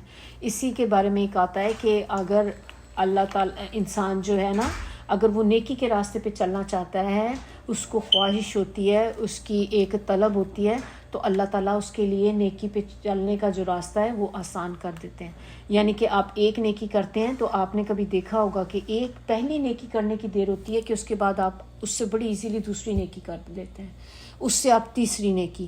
اسی طرح آپ نے کبھی قرآن شروع نہیں کیا پڑھنا، لیکن جیسے ہی آپ فرسٹ ٹائم قرآن پڑھنا شروع کرتے ہیں، اس کے بعد آپ دیکھیں، آپ پہلے آپ کو لگتا تھا کہ یہ ایک کلاس میرے لیے بڑی مشکل ہو جائے گی، میں کیسے کروں گی، ٹائم نہیں نکلے گا، لیکن اسی ایک کلاس کی وجہ سے آپ تھوڑا ہی عرصہ لیتے ہیں کہ آپ کو کسی اور کلاس کا پتہ چلتا ہے، آپ اس میں بھی انرول ہو جاتے ہیں، اور وہی جو آپ پہلے سوچتی تھی میں ایک کلاس نہیں کر پاتی، آپ اب وہی بیٹھی آپ 2 کلاسیں لے رہی ہیں۔ کیوں؟ کیونکہ اللہ تعالیٰ نے آپ کے لیے نیکی کا راستہ آسان کر دیا۔ اسی طرح آپ چیریٹی دیتے ہیں، کسی کی مدد کرتے ہیں، نیکسٹ ٹائم آپ اور زیادہ کرتے ہیں، اور زیادہ۔ ایک دن میں آپ نے سوچا کہ میں نے فرض نماز پڑھتے ہیں، آپ نے پھر کیا کہ نہیں آج سے میں نے اب جو ہے نا ساری سننا بھی پڑھنی ہے۔ اب آپ وہ سننا پڑھنی شروع کریں گی تو تھوڑا ہی عرصے بعد آپ کو پھر ہوگا کہ نہیں میں اب تھوڑے نوافل ایکسٹرا پڑھ لوں، کیونکہ یہ نیکی، ایک نیکی لیڈ کرتی ہے دوسری نیکی کو۔ تو یہ ایک بیسکلی اللہ نے آپ کے لیے راستہ آسان کر دیا ہے۔ اسی طرح اسکیری پارٹ کیا ہے کہ جب ہم گناہ کرتے ہیں، ایک جھوٹ بولتے ہیں تو ہم کہتے ہیں نا ایک جھوٹ کے ساتھ آپ 100 جھوٹ بولنے پڑ جاتے ہیں آپ کو، اس ایک جھوٹ کو سپورٹ کرنے کے لیے اب آپ جھوٹ بولتے چلے جائیں گے۔ ایک گناہ دوسرے گناہ کا راستہ آسان کرتا ہے، کرتے کرتے آپ اس راستے سے اتنی دور نکل جاتے ہیں کہ پھر آپ کا راستے پہ واپس آنا بہت مشکل ہو جاتا ہے۔ اب آگے اللہ تعالیٰ نے یہی ہمیں بات بتائی کہ یہ انسان کے اوپر ہے کہ وہ کون سا راستہ پک کرتا ہے۔ قرآن میں اسی لیے آپ کو دیکھیں ہر جگہ اللہ تعالیٰ نے خوشخبریاں بھی دی ہیں، اللہ تعالیٰ نے ڈراوے بھی دیے ہیں، دونوں چیزیں اللہ نے بتا دیں۔ اللہ تعالیٰ نے کہیں بھی انسان کو یہ نہیں کہا تم پہ لازم ہے تم لے کر آؤ گے ایمان، تم نہیں لاؤ گے یہ کچھ بھی نہیں۔ اللہ تعالیٰ نے بس کہہ دیا۔ آگے اسی میں آپ دیکھیں جو ابھی میں چلیں پھر انشاءاللہ اس تک پہنچتے ہیں تو پھر ہی ہم اس پہ بات کریں گے کہ اللہ تعالیٰ نے جب قرآن کی بات ہوئی ہے تو اس میں نصیحت میں بھی یہی کہا کہ جس کے اوپر ہے چاہے ہدایت لے لے۔ ہم نے ابھی بلکہ پڑھ چکے ہیں، وہ پیچھے ہی ہم نے کیا ہے یہ اس کا، یہ آیت نمبر تھی 12 میں، فمن شاء ذکر، کہ یہ انسان کے اوپر ہے جو اس سے نصیحت لینا چاہے۔ اس سے ہمیں کیا بات پتہ چلتی ہے کہ آپ کے اوپر اللہ نے فرض نہیں کر دیا، آپ کے اوپر اللہ نے ڈنڈا نہیں کر دیا۔ اللہ تعالیٰ نے کہا کہ اب میں نے دے دی، آپ کے اوپر ہے، جو بھی نصیحت لینا چاہتا ہے نصیحت لے لے، آپ کے سامنے کتاب کھلی پڑی ہے۔ پھر آگے آیت نمبر 21 میں کیا بتایا جا رہا ہے کہ پھر اماتہ فاقبرہ، پھر اس کو قبر میں پہنچا دیا، موت آ گئی اور اس کو قبر میں پہنچا دیا۔ یعنی کہ اپنی پیدائش، اپنی تقدیر کے ہی معاملے نہیں، ہم نے ابھی جو پیچھے پڑھا ہے تو ہمیں کیا تقدیر کا پتہ چلا، خلقہ فقدرہ، یہ 2 چیزیں پتہ چلی نا کہ اس کو پیدا بھی کیا ہے اور اس کو تقدیر بھی اس کی لکھی ہے۔ اللہ تعالیٰ نے کہا صرف یہ 2 ہی چیزیں نہیں ہیں۔ اب آیت نمبر 21 میں اللہ تعالیٰ نے کہا ہے کہ اس کو موت بھی دی ہے، موت کے بعد اس کو قبر میں بھی پہنچایا ہے۔ تو اب اس میں بھی آپ دیکھ لیں کہ اپنی موت کے معاملے میں بھی انسان خالق کے آگے کتنا بے بس ہے۔ اس کے اختیار میں یہ بھی نہیں ہے کہ وہ چاہے تو خود سے پیدا ہو جائے، اس کے اختیار میں یہ بھی نہیں کہ وہ خود سے مر جائے۔ موت جب آپ کی لکھی ہے تبھی آئے گی، نہ آپ اپنی موت کو ایک لمحہ آگے پیچھے نہیں کر سکتے۔ جس وقت ٹائم آنا ہے اسی وقت اس بندے کی موت ہو جانی ہے، چاہے وہ 1 سیکنڈ بھی، کیا ہم تو 1 سیکنڈ نہیں آگے کر سکتے نہ پیچھے کر سکتے ہیں۔ دوسری جس وقت پہ ہوگی، جس جگہ پہ ہوگی اور جس حال میں موت لکھی ہوئی ہے اسی حال میں انسان کی موت ہوگی جس میں لکھی ہے۔ اب اس میں بھی اگر آپ دیکھیں ہمارے آنکھوں کے سامنے لوگوں کی ڈیتھ ہوتی ہے، کیا وہاں پہ اس بندے کا کوئی اختیار تھا؟ ہم اکثر یہ بات ہم سنتے ہیں کہ ہاں وہ کاش اگر وہ وہاں نہ جاتا تو ایکسیڈنٹ نہ ہوتا تو اس کی موت نہ ہوتی، لیکن انسان یہ اس وقت سوچیں کہ یہ کیسے ہو سکتا تھا، کیونکہ اس انسان کے بس میں ہی نہیں تھا، اس نے اس جگہ پہنچنا تھا۔ اور یہ بھی ایک حدیث سے ہمیں پتہ چلتا ہے کہ جس جگہ انسان کی موت ہوتی ہے اللہ تعالیٰ اس جگہ اس بندے کو کوئی کام پڑ جاتا ہے اور وہ اپنی موت والی جگہ پہنچ جاتا ہے۔ تو یہ ساری چیزیں بتا کر اللہ تعالیٰ کہہ رہے ہیں کہ جب آپ کا نہ اپنی پیدائش پہ اختیار ہے، نہ آپ کی اپنی تقدیر پہ اختیار ہے، نہ آپ کی ایون موت پہ بھی اختیار نہیں۔ اس میں آپ یہ بھی دیکھیں کہ آگے لکھا ہے فَأَقْبَرَهُ، قبر، یعنی کہ قبر میں بھی اس کا بندے کا کوئی اختیار نہیں ہے۔ کیسے اختیار نہیں ہے قبر میں؟ کہ اللہ نے جو قبر انسان کے لیے لکھ دی گئی وہ اسی مٹی میں جائے گا۔ اب کچھ لوگ ایسے بھی ہیں کہ دیکھیں کہ کچھ کی قبر جو ہوتی ہے جیسے ماں کا پیٹ ہوتا ہے، ماں کے پیٹ میں ڈیتھ ہو جاتی بچے کی۔ اب اسی طرح آپ دیکھیں سمندر کی گہرائیوں میں کچھ لوگ جیسے پلین کریش ہوتے ہیں، اگر سمندر کے اوپر پلین کریش ہوتے ہیں ان کی ڈیڈ باڈیز نہیں ملتی، تو کیا ان کو قبر ملتی ہے؟ ان کی باقاعدہ ایک ریگولر قبر کی طرح نہیں ہوتی، ان کی قبر تو سمندر کی گہرائی بن گئی نا۔ اب اسی طرح کچھ کو جلا دیا جاتا ہے، راکھ بن جاتی، تو ان کی بھی کوئی قبر نہیں ہے۔ یا بعض اوقات کچھ لوگ ہیں جن کو کوئی درندہ کھا جاتا ہے، کوئی جانور کھا گیا اس کو، ان کی قبر کیا ہو گئی؟ وہ جانور کا پیٹ بن گیا۔ تو یہ کہ یہ بھی تو قسمت کی بات ہے، اس میں انسان کا کتنا اختیار ہے؟ کوئی بھی چیز کا اختیار انسان کے پاس رتی بھر اختیار نہیں ہے۔ آیت نمبر 2 میں آپ دیکھیں اللہ تعالیٰ نے یہ ساری باتیں بتا کے کہا کہ پھر اذا شاء، جب چاہے گا، آیت نمبر 22 میں، کہ جب وہ چاہے گا انشرہ، اس کو دوبارہ اٹھا کے کھڑا کر دے گا۔ کون چاہے گا؟ اللہ تعالیٰ۔ جب اللہ تعالیٰ چاہیں گے اس انسان کو دوبارہ کھڑا کر دیں گے۔ تو پھر جب انسان کی کوئی مجال ہی نہیں ہے کہ اللہ تعالیٰ نے جب اسے پہلی دفعہ پیدا کیا ہے تو اس سے پوچھ کے پیدا نہیں کیا، موت بھی دی پوچھ کے پیدا موت نہیں دی، اسی طرح جب اللہ تعالیٰ چاہے گا تو اس کو دوبارہ سے زندہ کر دے گا۔ تو اس سے بھی انسان کیسے انکار کر سکتا ہے؟ اب جیسے مشرکین مکہ کا یہ بہت بڑا پرابلم تھا کہ وہ یہ بات ماننے پہ تیار نہیں تھے کہ ہم مرنے کے بعد دوبارہ اٹھیں گے، کیسے اٹھیں گے؟ تو اللہ تعالیٰ نے یہ پوری پکچر کر کے کر دی کہ جب یہ سارا کچھ میں تمہیں بغیر تمہارے کنٹرول کے میں تمہیں کر سکتا ہوں تو کیا میں تمہیں دوبارہ نہیں اٹھا سکتا؟ پھر تو میں تمہیں دوبارہ بھی اٹھا دوں گا اس کے بعد۔ اور انسان سے کوئی قسم کی یہاں پہ رائے نہیں لی گئی۔ اسی طرح مرنے کے وقت بھی نہیں پوچھا جائے گا کہ بھئی میں اب آپ کو ہم اٹھا لیں، آپ ریڈی ہیں، آپ کو موت دیتے ہیں ہم۔ اسی طرح جیسے اس مرتے وقت آپ سے پوچھا نہیں گیا تھا نا اور موت آ گئی تھی، اسی طرح جب قبروں سے دوبارہ اٹھایا جائے گا تب بھی آپ سے پوچھا نہیں جائے گا، آپ کی مرضی ہو یا نہ ہو آپ کو اٹھنا ہی پڑے گا وہاں سے۔ اب اگلی آیت آپ دیکھیں کہ آیت نمبر جو 23 ہے، یہاں پہ کہا جا رہا ہے کلا، ہرگز نہیں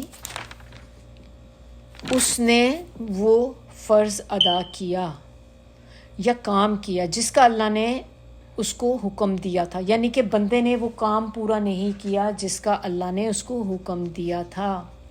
اب اس میں حکم سے مراد یہاں پہ یہ کہہ رہے ہیں کہ ایک ہی حکم تو اس میں یہ بھی معنی ہو سکتا ہے کہ ایک اللہ تعالیٰ نے ہر انسان کے اندر ایک فطرت میں رکھ دی ہے چیز کہ اس کو پتہ چلتا ہے کہ اچھائی برائی کا، یہ اللہ نے ہر بندے کے اندر ڈالی ہوئی ہے، ایک سینسر لگا ہوا ہے ہمارے اندر جس سے ہمیں پتہ چلتا ہے۔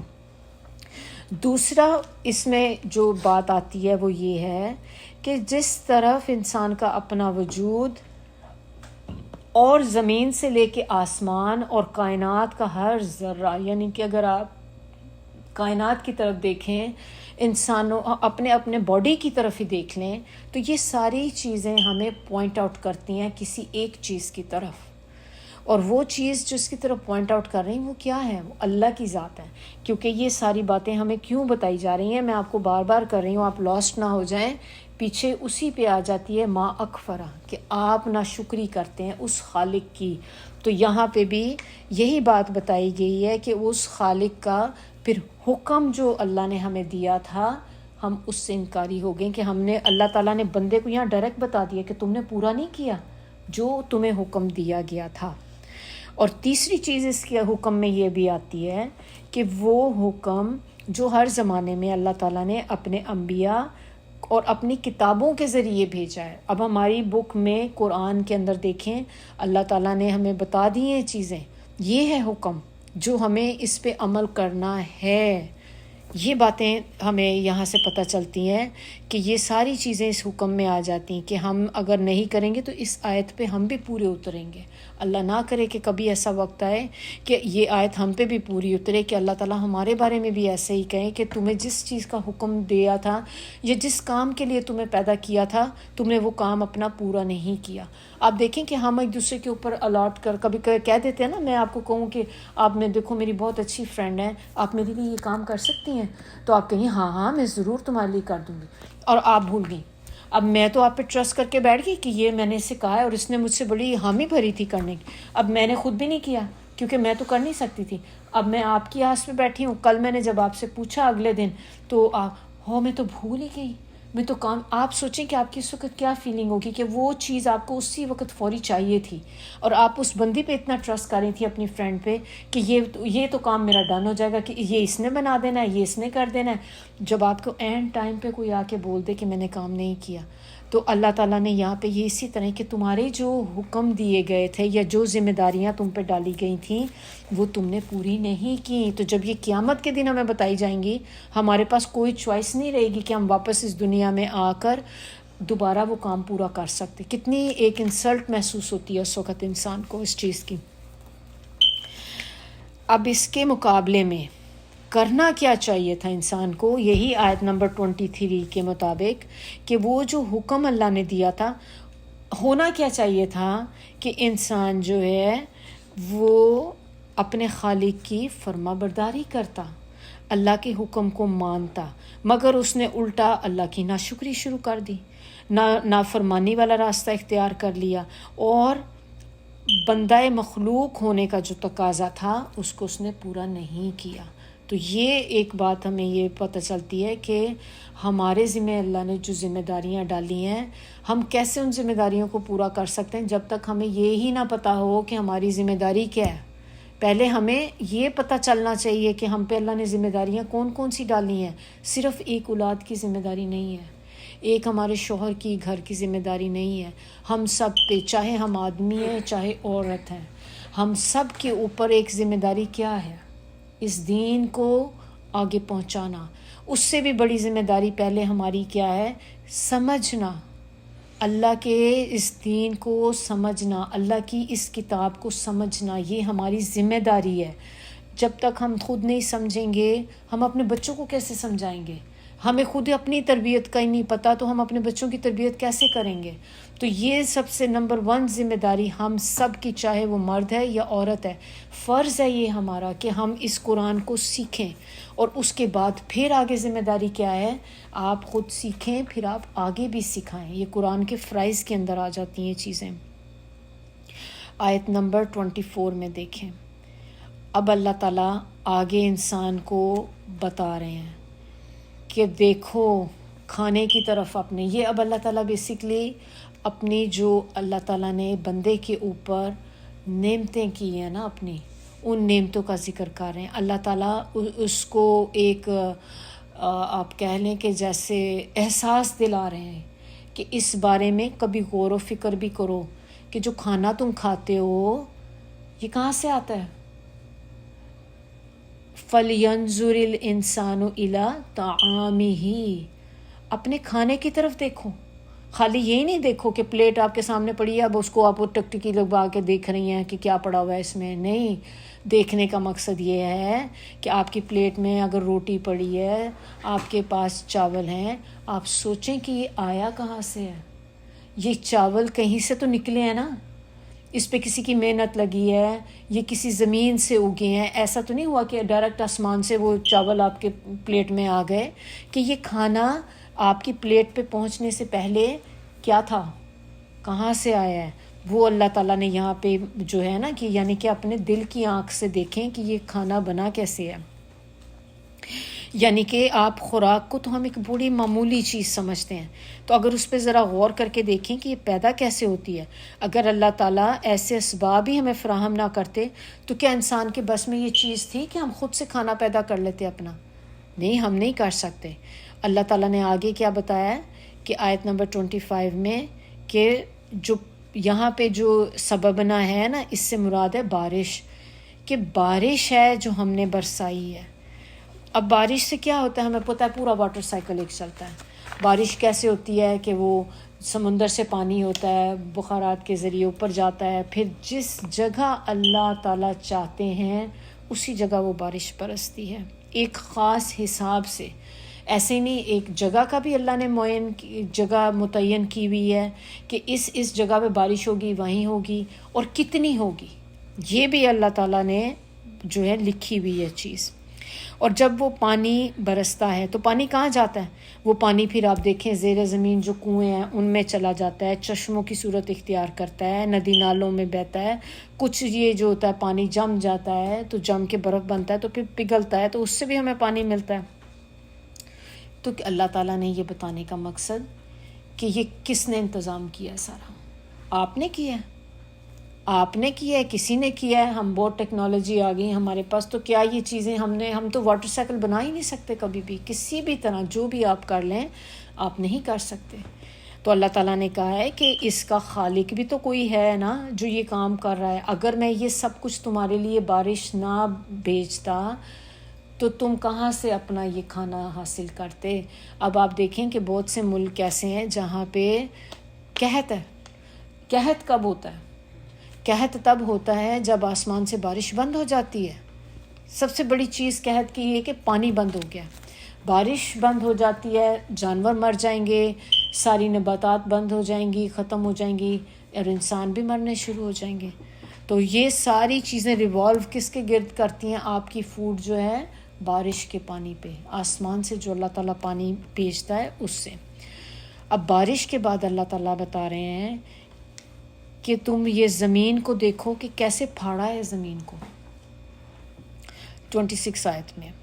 اب اس میں پھاڑنے سے مطلب آپ دیکھیں کہ جو وہ چیز بھی پھاڑنا، زمین پھٹتی ہے تو اس میں سے بیج باہر نکلتا ہے. بیج ہم اندر ڈالتے ہیں زمین میں تو بیج پھٹتا ہے نا، پھٹ کے اس میں سے پودا باہر نکلتا ہے. اور وہ جو پودا بھی جو آپ نے بیج اندر ڈالا تھا تو وہ زمین پھٹتی تو اس سے پودا باہر آتا ہے. تو یہ اللہ تعالیٰ یہاں پہ آپ کو یہ پورا ایک سائیکل بتا رہے ہیں پیچھے. جیسے کہ تم کھانے کو دیکھو تو اب کھانے کی چیزیں جو اللہ تعالیٰ نے آپ کو آرڈر میں بتائیں، پہلے بارش آتی ہے، پھر بارش کے بعد کیا ہوتا ہے کہ انسان جو ہوتا ہے زمین میں بیج ڈالتا ہے، اور وہ بارش کا پانی اس بیج پہ پڑتا ہے تو وہ زمین پھٹتی ہے اور پودا نکلتا ہے. اب انسان یہاں پہ ایک چیز یہ بھی آپ دیکھ لیں کہ بیج بھی آپ دیکھیں کیسے کیسے طریقوں سے، خالی انسان ہی بیج نہیں ڈالتے نا. وہ بیج بعض اوقات آپ دیکھیں یہ جو پولینیشن ہوتی ہے پلانٹس کی، وہ کیسے ہوتی ہے کہ ان کے اوپر جو پولنز ہوتے ہیں ہوا کے ساتھ اڑتے ہیں، اڑتے اڑتے دوسری جگہ گرتے ہیں اور وہاں پہ دوسرے پودے اگاتے ہیں. تو ہر جگہ انسان پودے نہیں ڈال رہا ہوتا، بیج نہیں ڈال رہا ہوتا. تو کبھی بعض اوقات یہ برڈز ہوتے ہیں جو ایک جگہ سے دوسری جگہ لے جاتے ہیں، تو بیج بھی جو ہے نا سیڈز ادھر ادھر اڑتے پھرتے ہیں اور کسی نہ کسی طرح وہ مٹی میں پہنچ جاتے ہیں. اور اس کے بعد ان پہ جب اللہ تعالیٰ ایک خاص مقدار میں پانی ڈالتے ہیں، پانی پہنچتا ہے اور اس سے پودے نکلاتے ہیں. تو اس پہ اللہ تعالیٰ انسان سے کہہ رہے ہیں کہ انسان اس سے زیادہ کچھ بھی نہیں کر سکتا. انسان کے کنٹرول میں اللہ نے کیا دیا ہے؟ زمین کو کھودنا، اس میں بیج پھینک دینا اور ہل چلانا. اس سے زیادہ کچھ بھی نہیں کر سکتے. اب آپ اس بیج سے پودا نہیں نکال سکتے. ہم میں سے ہم ایکسپیریمنٹ کر کے دیکھ لیں اس کو، آج ہم چاہیں نا تو ہم اپنے جا کے دیکھیں. ہم سب نے گارڈننگ کی ہوئی ہے، ہم سب کو پتہ ہے کہ جب آپ بیج زمین میں ڈالتے ہیں آپ کا کوئی کنٹرول نہیں ہے. آپ کا کنٹرول صرف اتنا ہے کہ آپ نے وہ سیڈ اس میں مٹی میں ڈالا تھا اس کو آپ نے آگے ایک آپ کھاد ڈال دی، پانی ڈال دیا، اس سے زیادہ آپ کچھ نہیں کر سکتے. آپ بیج نہیں نکال سکتے، بیج میں سے پودا نہیں نکال سکتے. تو یہ سارا کام صرف اللہ کا کام ہے. پھر اللہ تعالیٰ نے نہ صرف یہ کہ آگے اب اسی کی آگے ہم دیکھیں کنٹینویشن میں آیت نمبر 27 میں بتایا ہے کہ اس سے پیدا کیا ہے اللہ تعالیٰ نے غلہ اگایا. پھر آگے اسی کے ساتھ اگلی آیت بھی آپ دیکھ لیں کہ اللہ تعالیٰ نے اس سے کہتے ہیں کہ ہم نے انگور پیدا کیے، اسی سے ہم نے سبزیاں پیدا کی، پھر زیتون پیدا کیے اور کھجوریں پیدا کی. اور آیت نمبر 30 میں گھنے جنگلات، گھنے باغات پیدا کیے. باغات ہوتے ہیں، باغات سے ہی ہمیں دیکھیں ہر چیز کے باغ ہوتے ہیں. آموں کے باغ ہوتے ہیں، انگور ہوتے ہیں، اسی طرح ایپل کے آرچرڈ ہوتے ہیں، ایپل کے باغات ہوتے ہیں، ایپریکاٹس ہوتی ہیں. تو اللہ تعالیٰ نے یہ چیزیں ساری پیدا کیں. پھر آگے آیت نمبر 31 میں آپ دیکھیں طرح طرح کے پھل و فاکہۃً، پھل پیدا کیے، و ابا، اور چارے کا ذکر کیوں آ گیا؟ کہ اللہ تعالیٰ نے پہلے تو بتا رہے تھے کہ پیدا کیے، چارہ انسان تو نہیں کھاتا، لیکن اسی کی اگلی آیت میں اگر آپ دیکھیں تو آپ کو پتہ چلتا ہے کہ اللہ تعالیٰ اس میں کہہ رہے ہیں پیدا کیا ہے. یہ اسی کی کنٹینویشن ہے 31 کی.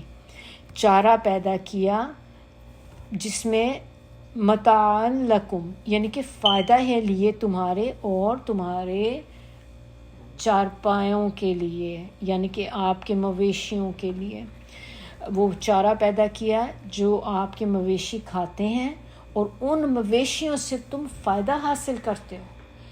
تو اللہ تعالیٰ نے صرف ایک انسان ہی کے لیے نہیں چیزیں اگائیں، اللہ تعالیٰ نے جانوروں کے لیے بھی ساتھ ہی اگائیں. اور انہی جانوروں میں اللہ کے ایک بہت بڑا یہ فضل ہے کہ اللہ نے ہمارے لیے فائدے رکھ دیے ہیں. اب کیا فائدے آپ دیکھیں ہمیں ان سے ملتے ہیں. انعام جو ہیں ان سے ہمیں کیا کیا ہمیں فائدے مل جاتے ہیں کہ اس میں آپ دیکھیں کہ ہم کیا کرتے ہیں، ان کا گوشت کھاتے ہیں. سب سے پہلے تو گوشت کھانے تو آپ بعد میں کھاتے ہیں، پہلے آپ ان پہ کیا کرتے ہیں، آپ ان پہ سواری کرتے ہیں. دیکھیں آپ کے گھوڑے ہیں، سواری کرتے ہیں، اونٹ ہیں، اونٹ کو آپ سواری بھی کریں گے، اس کو وقت آنے پر آپ اس کو ذبح کر کے کھا بھی سکتے ہیں. دودھ پیتے ہیں اس کا، تو دودھ کا فائدہ ہو گیا، آپ نے اس کے گوشت کا کیا. پھر جانوروں کو آپ کھاتے، پھر آپ ان کی جو کھال ہوتی ہے، کھال سے ہم اس کی سکن سے، اب تو ہمارے پاس تو بہت چیزیں ہیں، اس زمانے میں لوگوں کا آپ سوچیں کہ یہ کھال ان کے لیے بڑی امپورٹنٹ ہوتی تھی، کیونکہ ان کے کپڑے وغیرہ جو تھے، اپنے ہتھیار وہ جو بناتے تھے چیزیں وغیرہ، وہ ساری کھال سے یوز کرتے تھے. جیسے ڈرم ہوتے ہیں، اپنی وہ پروٹیکشن والی چیزیں جو بناتے تھے، تو سکن بہت سی چیزوں کے لیے استعمال ہوتی تھی. ہڈیاں استعمال ہوتی تھیں، ہڈیوں سے وہ آلات بناتے تھے. اور اسی طرح سکن جو کس لیے، لکھنے کے لیے بھی کام آتی تھی، سکن کے اوپر لکھتے تھے. تو اللہ تعالیٰ نے کتنے فائدے. اب ان سے ہمیں ملتا ہے دودھ. اب دودھ سے کتنی چیزیں ہماری بن جاتی ہیں. ایک ہی خالی ایک ملک ہے، اس ملک سے آپ آئس کریم بناتے ہیں، اس سے آپ کریم نکالتے ہیں، اس سے آپ یوگرٹ بناتے ہیں، چیز بناتے ہیں. کتنی چیزیں ہیں ہمیں جو ہمیں ملتی ہیں. تو یہ متاعن جو ہے نا، متاعن فائدہ ہے لکم لیے تمہارے. یہ متاعن میں یہ ساری چیزیں جو میں نے آپ کو بتائیں، یہ ساری اس کے اندر آ جاتی ہیں کہ آپ کو یہ مکھن، دودھ، اور اس کے جو سکن ہے، اس کی ہڈیاں ہیں، آپ ہر چیز اس کی یوز کرتے ہیں. تو اس کا بھی فائدہ جو آپ کے جو جانور، اللہ کہہ رہے ہیں کہ آپ کو جن جانوروں سے تم فائدہ لیتے ہو، ان کی بھی جو خوراک ہے وہ بھی اسی زمین سے آتی ہے. پھر آگے اب قیامت کا بتایا جا رہا ہے آیت نمبر 33 میں. پھر جب آ جائے گی، اس سے مراد ہے کیا چیز آ جائے گی؟ وہ وقت آ جائے گا جس وقت ایک بہت بلند آواز ہوگی جو کانوں کو پھاڑ دے گی. اتنی دل دہلا دینے والی آواز ہوگی. یہ ذکر ہو رہا ہے یہاں پہ، بات ہو رہی ہے سور کی، جو قیامت کے دن نفخہ ہوگا نا، سیکنڈ والا. دوسرا نفخہ ہے، یا آخری نفخہ بھی کہتے ہیں، کچھ اس کو کہتے ہیں دوسرا نفخہ، آخری نفخہ یہ ہوگا. تو یہ بیسکلی قیامت کا منظر جب اب یہاں پہ بتایا جا رہا ہے. یہ جب ہوگا تو اس کے ہونے سے کیا ہوگا، جتنے بھی انسان مر چکے ہوں گے وہ سب دوبارہ زندہ ہو جائیں گے، اپنی اپنی قبروں سے اٹھ کھڑے ہوں گے. آگے بتایا جا رہا ہے کہ جب اٹھ کھڑے ہوں گے تو پھر کیا ہوگا. 34 آیت کے اندر اس دن آدمی بھاگے گا. کس سے؟ یہ 4-5 لوگ یہاں پہ بتا دیے گئے ہیں. پہلے بھائی سے بھاگے گا اپنے، پھر آپ اپنے ماں سے بھاگے گا، ماں باپ سے. آپ دیکھیں دنیا میں انسان جو چھوٹے بچے سے ہی آپ لے لیں، بیبی سے، پھر وہ بڑا بھی ہوتا ہے، پھر وہ اور بڑا ہوتا ہے، جوانی میں بھی پہنچ جاتا ہے. تب بھی آپ دیکھیں کہ جب بھی انسان پہ کوئی تکلیف آتی ہے تو ہم سب سے پہلے اپنی ماں باپ سے ذکر کرتے ہیں. ہمارا ہوتا ہے کہ سب سے پہلے اپنی ماں کو بتائیں. دکھ ہوتا ہے کسی بھی چیز کا، ہمیں دکھ غم آتا ہے، ہم اپنی ماں سے ذکر کرتے ہیں. امی کو، کہ ہمیں پتہ ہے ہماری امی ہمارے لیے دعا کریں گی. آپ کو، کیونکہ آپ کو کیوں کرتے ہیں ماں سے؟ کیونکہ آپ کو پتہ کہ اس دنیا میں اگر سب سے زیادہ ہمارے لیے کوئی سنسیئر ہے تو ہمارے اپنے ماں باپ ہیں. آپ اپنے ماں باپ کی بات کرتے ہیں. لیکن قیامت کے دن اللہ تعالیٰ کیا بتا رہے ہیں کہ وہی ماں باپ آپ کے ہوں گے، اب آپ ان سے دور بھاگ رہے ہوں گے. پھر اس کے علاوہ آپ دیکھیں دنیا میں انسان کو اور کس سے محبت ہوتی ہے؟ بیویوں سے بھی محبت ہوتی ہے نا، زوجہ آپ کی بھی محبت ہوتی ہے. پھر بیٹوں کا ذکر کیا گیا کہ انسان، یہ وہی بیٹے جس کی وجہ سے انسان بیٹیوں کو زندہ درگور کر دیتے تھے، انہی بیٹوں کی خاطر بیٹا چاہیے، بیٹا چاہیے، بیٹے ہوں گے تو نسل آگے بڑھے گی. بیٹیوں سے بھی کوئی نسل بڑھتی ہے. وہ بیٹے آپ کی طاقت ہوتی تھی. اتنے آپ اپنے بیٹوں کو سر چڑھا کے رکھا ہوا ہے. آپ بیٹا ہو گیا، خوشیاں لڈو بانٹ رہے ہیں، مٹھائیاں بانٹ رہے ہیں، بیٹیوں کے اوپر کچھ نہیں کرتے. ان بیٹوں سے بھی بھاگ رہے ہوں گے آپ. کیوں؟ یہ وہ لوگ ہیں. یہ لوگوں کا بتانے کا مقصد اللہ تعالیٰ نے انہی خالی لوگوں کو بتایا. کیوں بتایا؟ کہ یہ وہ لوگ تھے جو دنیا میں آپ کو سب سے زیادہ عزیز ہوتے ہیں. آپ نے ان کو وہاں پہ دیکھ کر بھاگنا کیوں شروع کر دیا ہے؟ کہ بجائے اس کے کہ آپ اس میں، انہوں نے کہا کہ کچھ بھاگنے کے مقصد جو تھوڑے بہت جو انہوں نے اسکالرز نے ہمیں بتائے ہیں کہ ایک تو معنی اس کا یہ بھی ہو سکتا ہے کہ آپ یہ سارے لوگوں کو دیکھ کے بھاگیں گے اس لیے کہ آپ دیکھیں گے کہ ہر بندہ ایک مصیبت میں مبتلا ہے. تو بجائے یہ کہ آپ ان کی مدد کو دوڑیں، آپ ان سے بھاگنا شروع کر دیں گے تاکہ کہیں یہ آپ کو مدد کے لیے نہ بلا لیں. وہی ماں باپ جو آپ دنیا میں آپ ان کے لیے کام کرتے تھے، بھاگ بھاگ کے آپ بھاگیں گے کہ کہیں میری ماں مجھے یہ نہ کہہ دے بیٹا مجھے تھوڑی سی نیکیاں دے دو، بیٹا میرے لیے تھوڑا سا یہ نہ کر دو. تو وہ آپ چھپتے پھریں گے کہ میں کسی کو نہیں. اس دن آپ کو یہ ہوگی کہ میں اپنے ماں باپ سے بھی لے لوں، ان کی بھی بلکہ نیکیاں میں لے لوں. کیوں؟ کیونکہ آپ کو سامنے جہنم نظر آ رہی ہوگی. ہم نے لاسٹ سورہ میں پڑھا تھا نا، جنت اور جہنم سامنے لائی جائے گی. تو وہ جب آپ ان کو دیکھ رہے ہوں گے تو آپ تو بھول جائیں گے ہر چیز، آپ کو جہنم بھی بس نظر آئے گی. تو اس وقت انسان بھاگنا شروع ہو جائے گا کہ مجھے کوئی آواز نہ دے دے کہ میرے لیے یہ تھوڑا سا میری مدد کر دو، میں مصیبت میں ہوں. دوسری چیز اس میں ایک مقصد کیا بھی مطلب کیا ہو سکتا ہے کہ دنیا میں وہ انسان جو تھا اللہ سے بے خوف، آخرت سے غافل ہو کر، اور ایک دوسرے کی خاطر، یعنی کہ ایک دوسرے کے کہنے پہ گناہ کرتے تھے. ہم اکثر دیکھیں ہم دوستوں کا کیوں ذکر کرتے ہیں؟ کیونکہ دوست ہمیں اکثر کیا ہوتا ہے کہ اگر اچھے دوست ہیں اللہ کی طرف لے کے آئیں گے. برے دوست ہیں، کہتے ہیں نا کہ بری کمپنی تھی تو برے دوستوں کی کمپنی، لڑکا خراب ہو گیا یا لڑکی بگڑ گئی کیونکہ اسے کمپنی ایسی مل گئی تھی، دوستوں نے ستیاناش کر دیا، دوستوں نے خراب کر دیا اس کو. Company is important. تو انہی لوگوں کی سم ٹائم ہمارے ماں باپ ہی ہمیں کہتے ہیں کہ بھئی تم اب اتنا بھی پردہ کرنے کی کیا ضرورت ہے، تم نے بس اسکارف بھی پہننا شروع کر دیا، اب تم نے بایا پہننا شروع کر دیا ہے. سم ٹائم آپ کے اپنے شوہر کہنے لگ جاتے ہیں. تو یہ وہی لوگوں کا ذکر یہاں پہ ہے کہ ان کی وجہ سے آپ گناہ کرتے تھے نا، ان کے کہنے پہ آپ ان کے اب آپ انہی سے دور دور بھاگیں گے. اور اس لیے بھی کہ اگر میرے کہنے پہ میں نے اس کو اکسایا تھا، میں نے اپنی بہن کو کہہ کے کر دیے، یا میں نے اپنے بچے کو منع کے داڑھی نہ رکھوں، تم کیا وہ تو داڑھی اچھی لگے گی, اور میں اس کو منع کرتی. اب وہاں پہ مجھے ہوگا کہ اب جب اس کے پوچھو نہیں, اس نے میرے پیچھے پڑ جانا ہے کہ تمہارے کہنے پہ میں نے اسکارف اتارا, تمہارے کہنے پہ میں نے داڑھی سے اپنی شیو کر دی. اب وہ پکڑیں گے ہر اس بندے کو جس چیز کی وجہ سے انہیں لگے گا کہ ہم جہنم میں جا رہے ہیں, تو وہ بندہ چھپتا پھرے گا. ایک اسکالر نے کہا کہ یہ بھی ایک اس کا معنی جو ہوتا ہے یہاں پہ ہو سکتا ہے.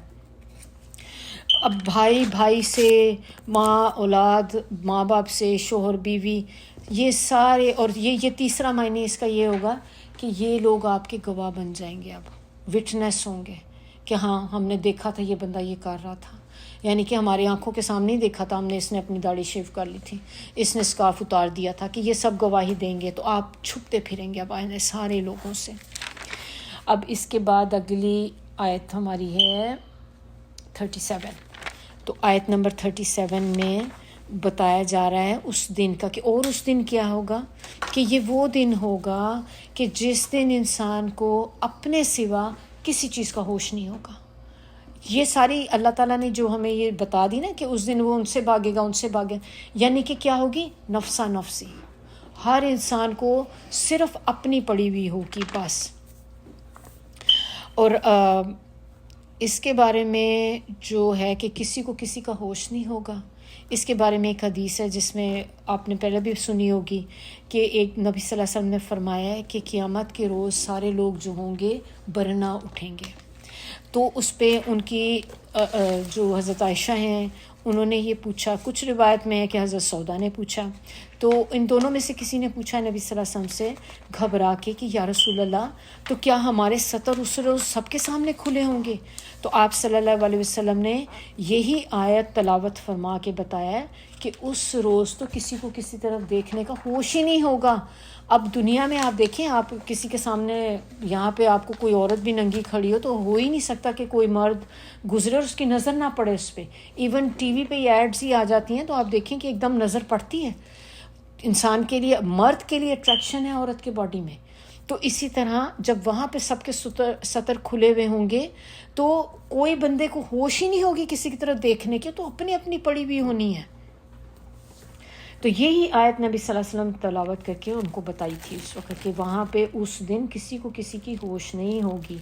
اب آگے اس آیت کے بعد اگلی آیات میں اللہ تعالیٰ نے 2 کیٹیگری میں لوگوں کو ڈیوائیڈ کر دیا, اور 2 کیٹیگریز میں کون ہیں, ایک ہوں گے, ایک کیٹیگری میں باغ والے لوگ ہوں گے.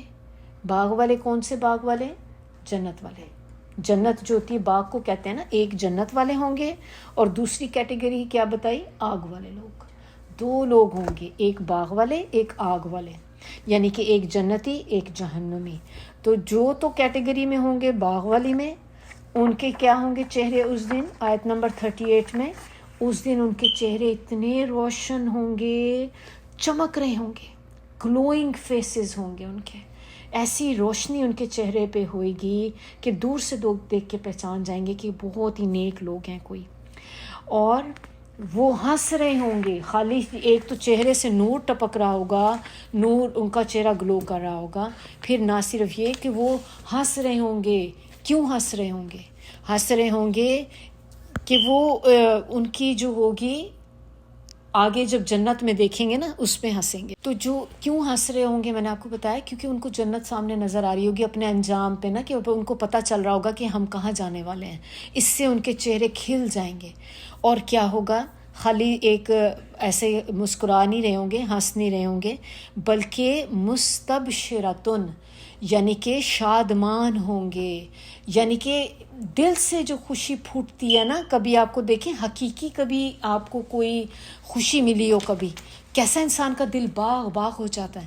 تو یہ ہوگا, اوپر تھا مسفرتن, یعنی کہ ایک ان کے چہرے گلو کریں گے, دوسری پھر وہ جب اپنے سامنے دیکھیں گے کہ جنت کی طرف ہم جا رہے ہیں تو ان کے چہرے پہ ایک وہ ہنسی آ جائے گی کہ واہ اللہ تعالیٰ نے ہمیں یہ دیا, اتنا اچھا انجام ہمارا ہوا. اور پھر ان کے دل سے خوشی پھوٹ رہی ہوگی, اتنے دل ان کے خوش ہوں گے. اور آگے پھر اللہ تعالیٰ نے دوسرے ٹائپ کے لوگوں کی بتائی جو آگ والے لوگ ہوں گے, اور کچھ چہرے ایسے ہوں گے جو اس دن گرد و غبار میں اٹے ہوں گے. اور وہ گرد و غبار وہ والا نہیں جو ہم کہتے ہیں مٹی پڑ گئی باہر سے, یہ وہ ہوگا جیسے سموک, کہ سموک سے جھلسے ہوئے جیسے ہوتے ہیں نا, کالے ہوئے کالے سیاہ، اور آگے اس کی ایکسپلینیشن بتا دی کہ وہ ایک گرد و غبار ہوگا چہرے پہ. کس چیز کا گرد و غبار ہوگا؟ ترہقھا قطرۃ، یعنی کہ خاک اڑی ہوگی چہرے پہ اور ان کے چہرے پہ سیاہی چھائی ہوگی، چہرے سیاہ ہوئے ہوں گے ان کے. تو چہروں کو ہی دیکھ کے پتہ چل جائے گا کہ کون سا بندہ جنتی کون سا جہنمی ہے. اولئک ھم الکفرۃ الفجرۃ، یہی وہ لوگ ہوں گے جو انکار کرتے تھے، کافر تھے اور فاجر تھے. یہ کافر سے وہی بات اسی آیت پر پہنچ گئی ما اکفرا، کہ جنہوں نے اس وقت انکار کیا تھا اللہ کا، جو ہم نے آیات کی شروع میں پڑھا تھا نا کہ انکار کرنے والے لوگ تھے. اب اللہ تعالیٰ نے اب خود آپ دیکھیں، مجھے اب ایسے ایک لگ رہا ہے کہ اللہ تعالیٰ نے ہمیں پورا لائف سائیکل دکھا دیا ہے کہ دنیا میں ایسے لائف چل رہی تھی، ان کے پاس نبی صلی اللہ علیہ وسلم نے ان کو اپنے لے کر گئے، یعنی کہ وہ ایلیٹ کلاس بیٹھی ہوئی ہے. واپس میں چاہوں گی آپ لوگ وہیں پہ پہنچیں، مسجد نبی میں لوگ بیٹھیں، ایلیٹ کلاس بیٹھی ہے، نبی صلی اللہ علیہ وسلم ان کو بتانے کی کوششیں کر رہے ہیں، اور ان کا ایٹیٹیوڈ کیا ہے؟ ایسا کر کے کہ they are not paying attention. سن ضرور رہے ہیں لیکن ان کے دماغ، ان کو پتہ ہے کہ ہم نے کوئی چیز ایکسیپٹ نہیں کرنی. ان کے بارے میں اللہ تعالیٰ نے پھر ان کے لیے یہ ساری ڈسکرپشن آگے ان کو بتائی، اور آخری آیت یہ ہے بتانے والی کہ یہ تھے جو تم اس وقت کر رہے تھے نا، یہ ہے نتیجہ، اور اس کی وجہ سے کیا ہوگا؟ تمہارے چہرے قیامت کے دن سیاہ ہوں گے اور آگ کے رہنے والے یہ لوگ ہوں گے. اللہ تعالیٰ ہم سب کو توفیق دے کہ یہ جو سورہ ہم نے آج پڑھی ہے آئی اوپننگ سورہ ہے. اللہ تعالیٰ ہم سب کو توفیق دے کہ ہم اس سے لیسن سیکھ سکیں، اور اللہ تعالیٰ ہمیں ان لوگوں میں شامل کرے کہ جن کے چہرے مسفرتن ہوں گے اس دن، کہ ہم بھی ان لوگوں میں ہوں، ہم بھی مستبشرتن میں ہوں، نہ کہ اللہ رحم کرے کہ اللہ تعالیٰ غبرتن والے میں نہ ہوں کہ جس کے چہرے ایسے ہوں گے اس دن. سبحانک اللہم و بحمدک نشہد ان لا الہ الا انت نستغفرک و نتوب الیک. سبحان ربک رب العزت عما یصفون وسلام علی المرسلین والحمد للہ رب العالمین. ربنا تقبل منا انک انت السمیع العلیم وتب علینا انک انت التواب الرحیم.